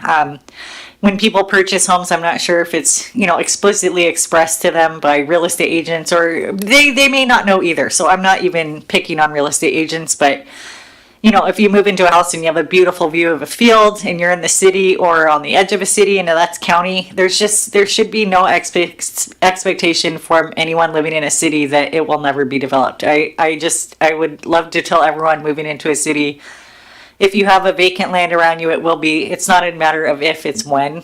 And their house blocked someone's view, I'm sure too, when they were built 5 years ago. So cities are required to densify, would be my response to that. And then my last question is, if I may, Chairman, so I've sat here for many months now and keep hearing about the state saying we have to do this and the state saying we have to do this. And sometimes the cities know better what's best for their cities than the states do. So what if, the Pasco City Council decided, we like the idea of residential and this kind of thing, and we don't want to do this thing that the state's telling us we have to do, theoretically. Yes. Then what? And City Council asked that very question a few months ago when I brought the comprehensive plan update intro to the group, and my answer to them and to this group is that it's not advisable to, and if you're not compliant with the Growth Management Act, the state can withhold grant funding for you. So if your city is not compliant with the state law, if Maria Serra, our Public Works Director, or their team applied for a grant for a road improvement project over on Broadmoor, or maybe a new bridge, not that we have that much money right now, but the state, we wouldn't be eligible for state grants. And I believe we use a lot of state grants to fund our infrastructure projects. So that is where the state sort of has us on that. And I know that there have been a lot of cities, even the last city I worked at, Marysville, had looked into how can we push back on this. And I think after we looked into it more, we decided it's probably not a good idea for our residents to go against the state. I would love to see another city in Washington do it, but maybe not Pasco, just because I think it might be expensive. So selfishly, I'd love to see another city take a run at it, but I don't think that's a good idea here. I wouldn't recommend it. Yeah, thank you. I appreciate that. Go ahead, Commissioner Handler. Well, with all due respect, I don't agree with this at all. And this is a classic ready, fire, aim. And I'm sorry to say it, this is not a city. And I'm not worried about views, but I'm worried about the densifying of residences and the cars and the whole impact of low density areas. So I just want to go on record, as of right now, I am not in favor of this. I don't care what the state says, period. I'm done. Thank you, Commissioner Handler. I think that's what is hard with this, right, is that we can't be upset with the city council or the staff. We need to have different people in Olympia. They're taking away local control. But I do think there is a good potential test case to what if? The problem is it's like crack cocaine. You become addicted to the grants, and then you have to do what the state says, because then you lose money because you're addicted to the grants. And so I had this comment, I actually spoke before the council a couple months ago, and I said, you guys are addicted to the crack cocaine and you need to stop. But I think it's where we're at, and I agree with your advice. I think it's until you change Olympia, you're not going to change where we're at, and maybe we're not the city that should do that, because we do want to invest in places like fixing roads and things like that. But it's unfortunate that we've become addicted to the drug. So are there any other comments or questions by the commissioners? So I've taken a look at the map. I think that I'm fine. I'm not affected by, so I'm not in the lightest yellow. Right, that's what we're talking about for the SR20. Okay. Yes. I am. I'm in the light yellow. But I think, if you can kind of weigh in with the city attorney and what our advice is. And it'd be great to hear what the public comments and from the developers, the community, if there are neighbors that are in this position, I think it'd be great to hear what the impacts are, right? The only comment I'll make is it seems drastic to go from 20,000 to 8,700, but I get how you arrived at that, and that makes sense. But it would seem, almost like keep the 20,000 and go to the 3 to 6, right? That might be a better approach, but we'll see what the developers and the neighbors say when you do public hearing. That'd be great. Yep, and we plan to notice the public hearing how our code requires us to, so we don't have listening sessions or anything scheduled such as that. So we'll provide you the feedback when we receive it. And there are other options. If we do want to hit the mid part of the range, I would still recommend going at the lower range too, just to allow for customers to utilize septic development. It's not the most efficient, approach from a utility standpoint, in my opinion, but I think giving people an option is a good thing. So if we did want to adjust it 2 to 3, we could.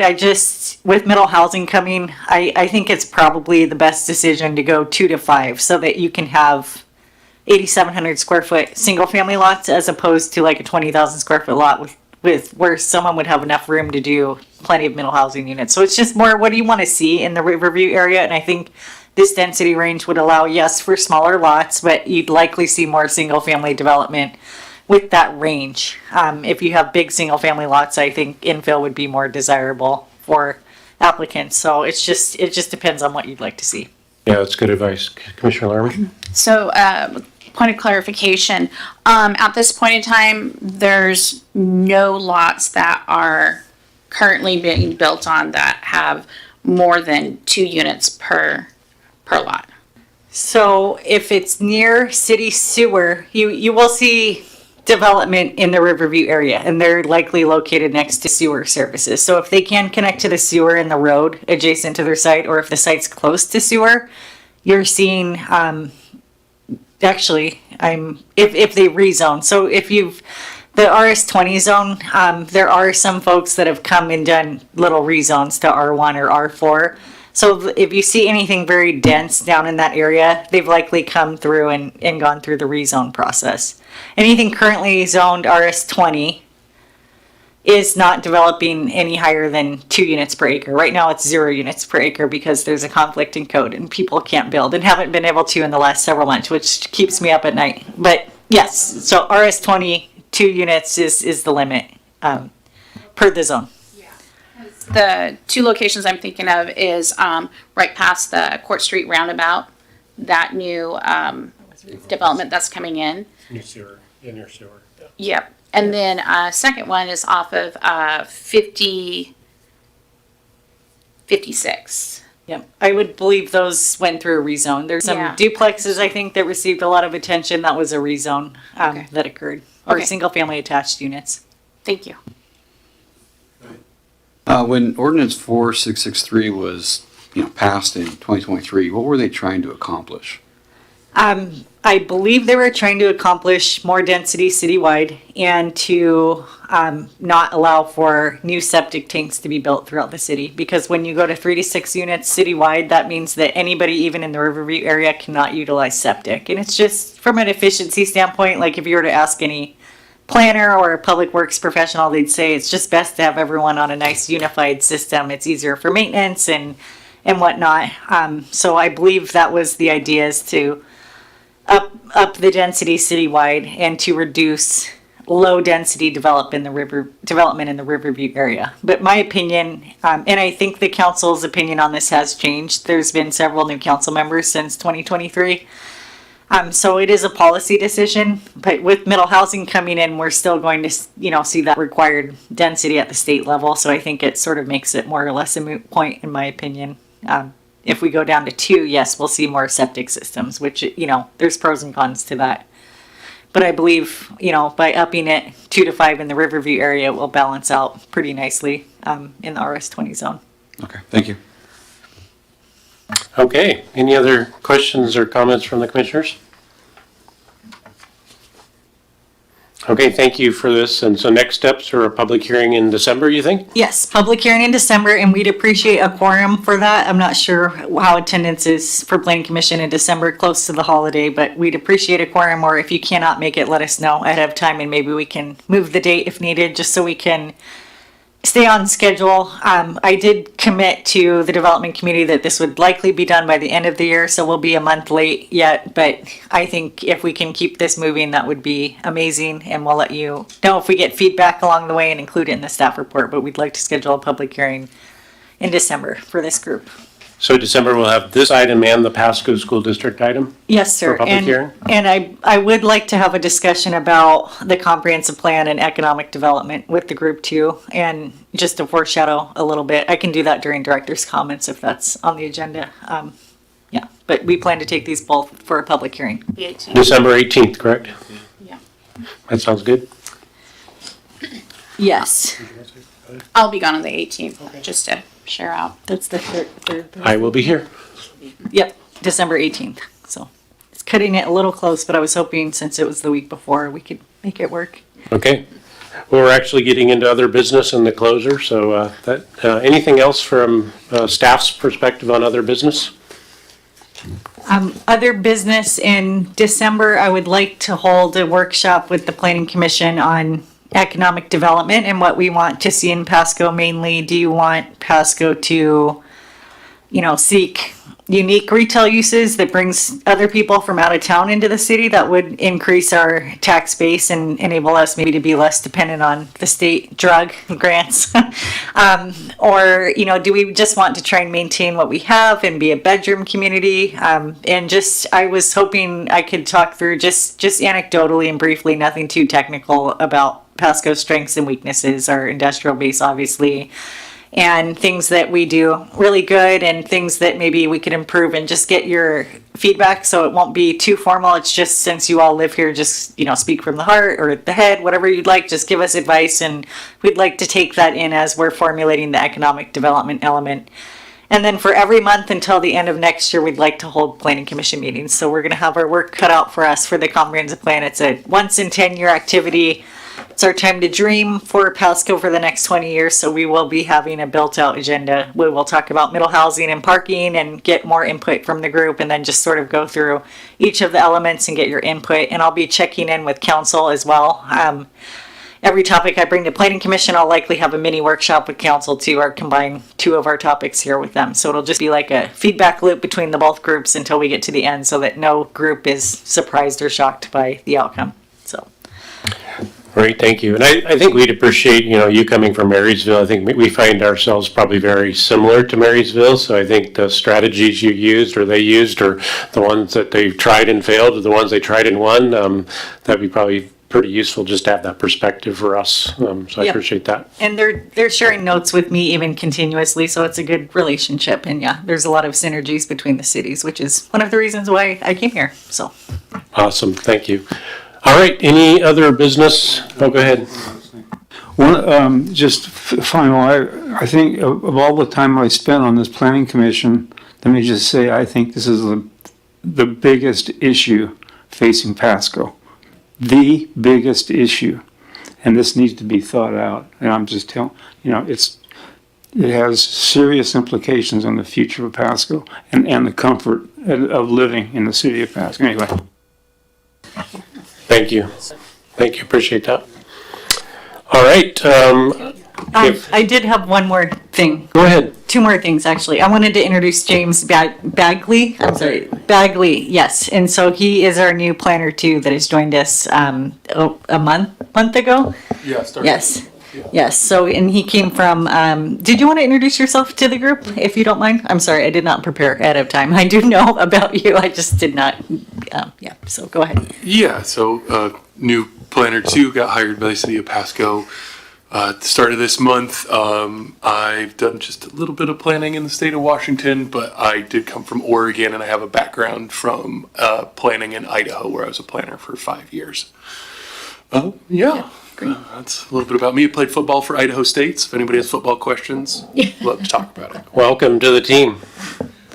And the last thing I had was just thank you to all of you. You are volunteers, and I appreciate your hard work in coming here on a Thursday evening to talk about, sometimes unpleasant issues, but very important issues. So I appreciate all of you, and welcome to our new members, and I'll see you next month. Thank you very much. We appreciate staff as well. So with that, with no other questions, comments, I will recommend a motion to adjourn. Second. All right, we are adjourned at 7:33 p.m. Thank you, everyone. Haley.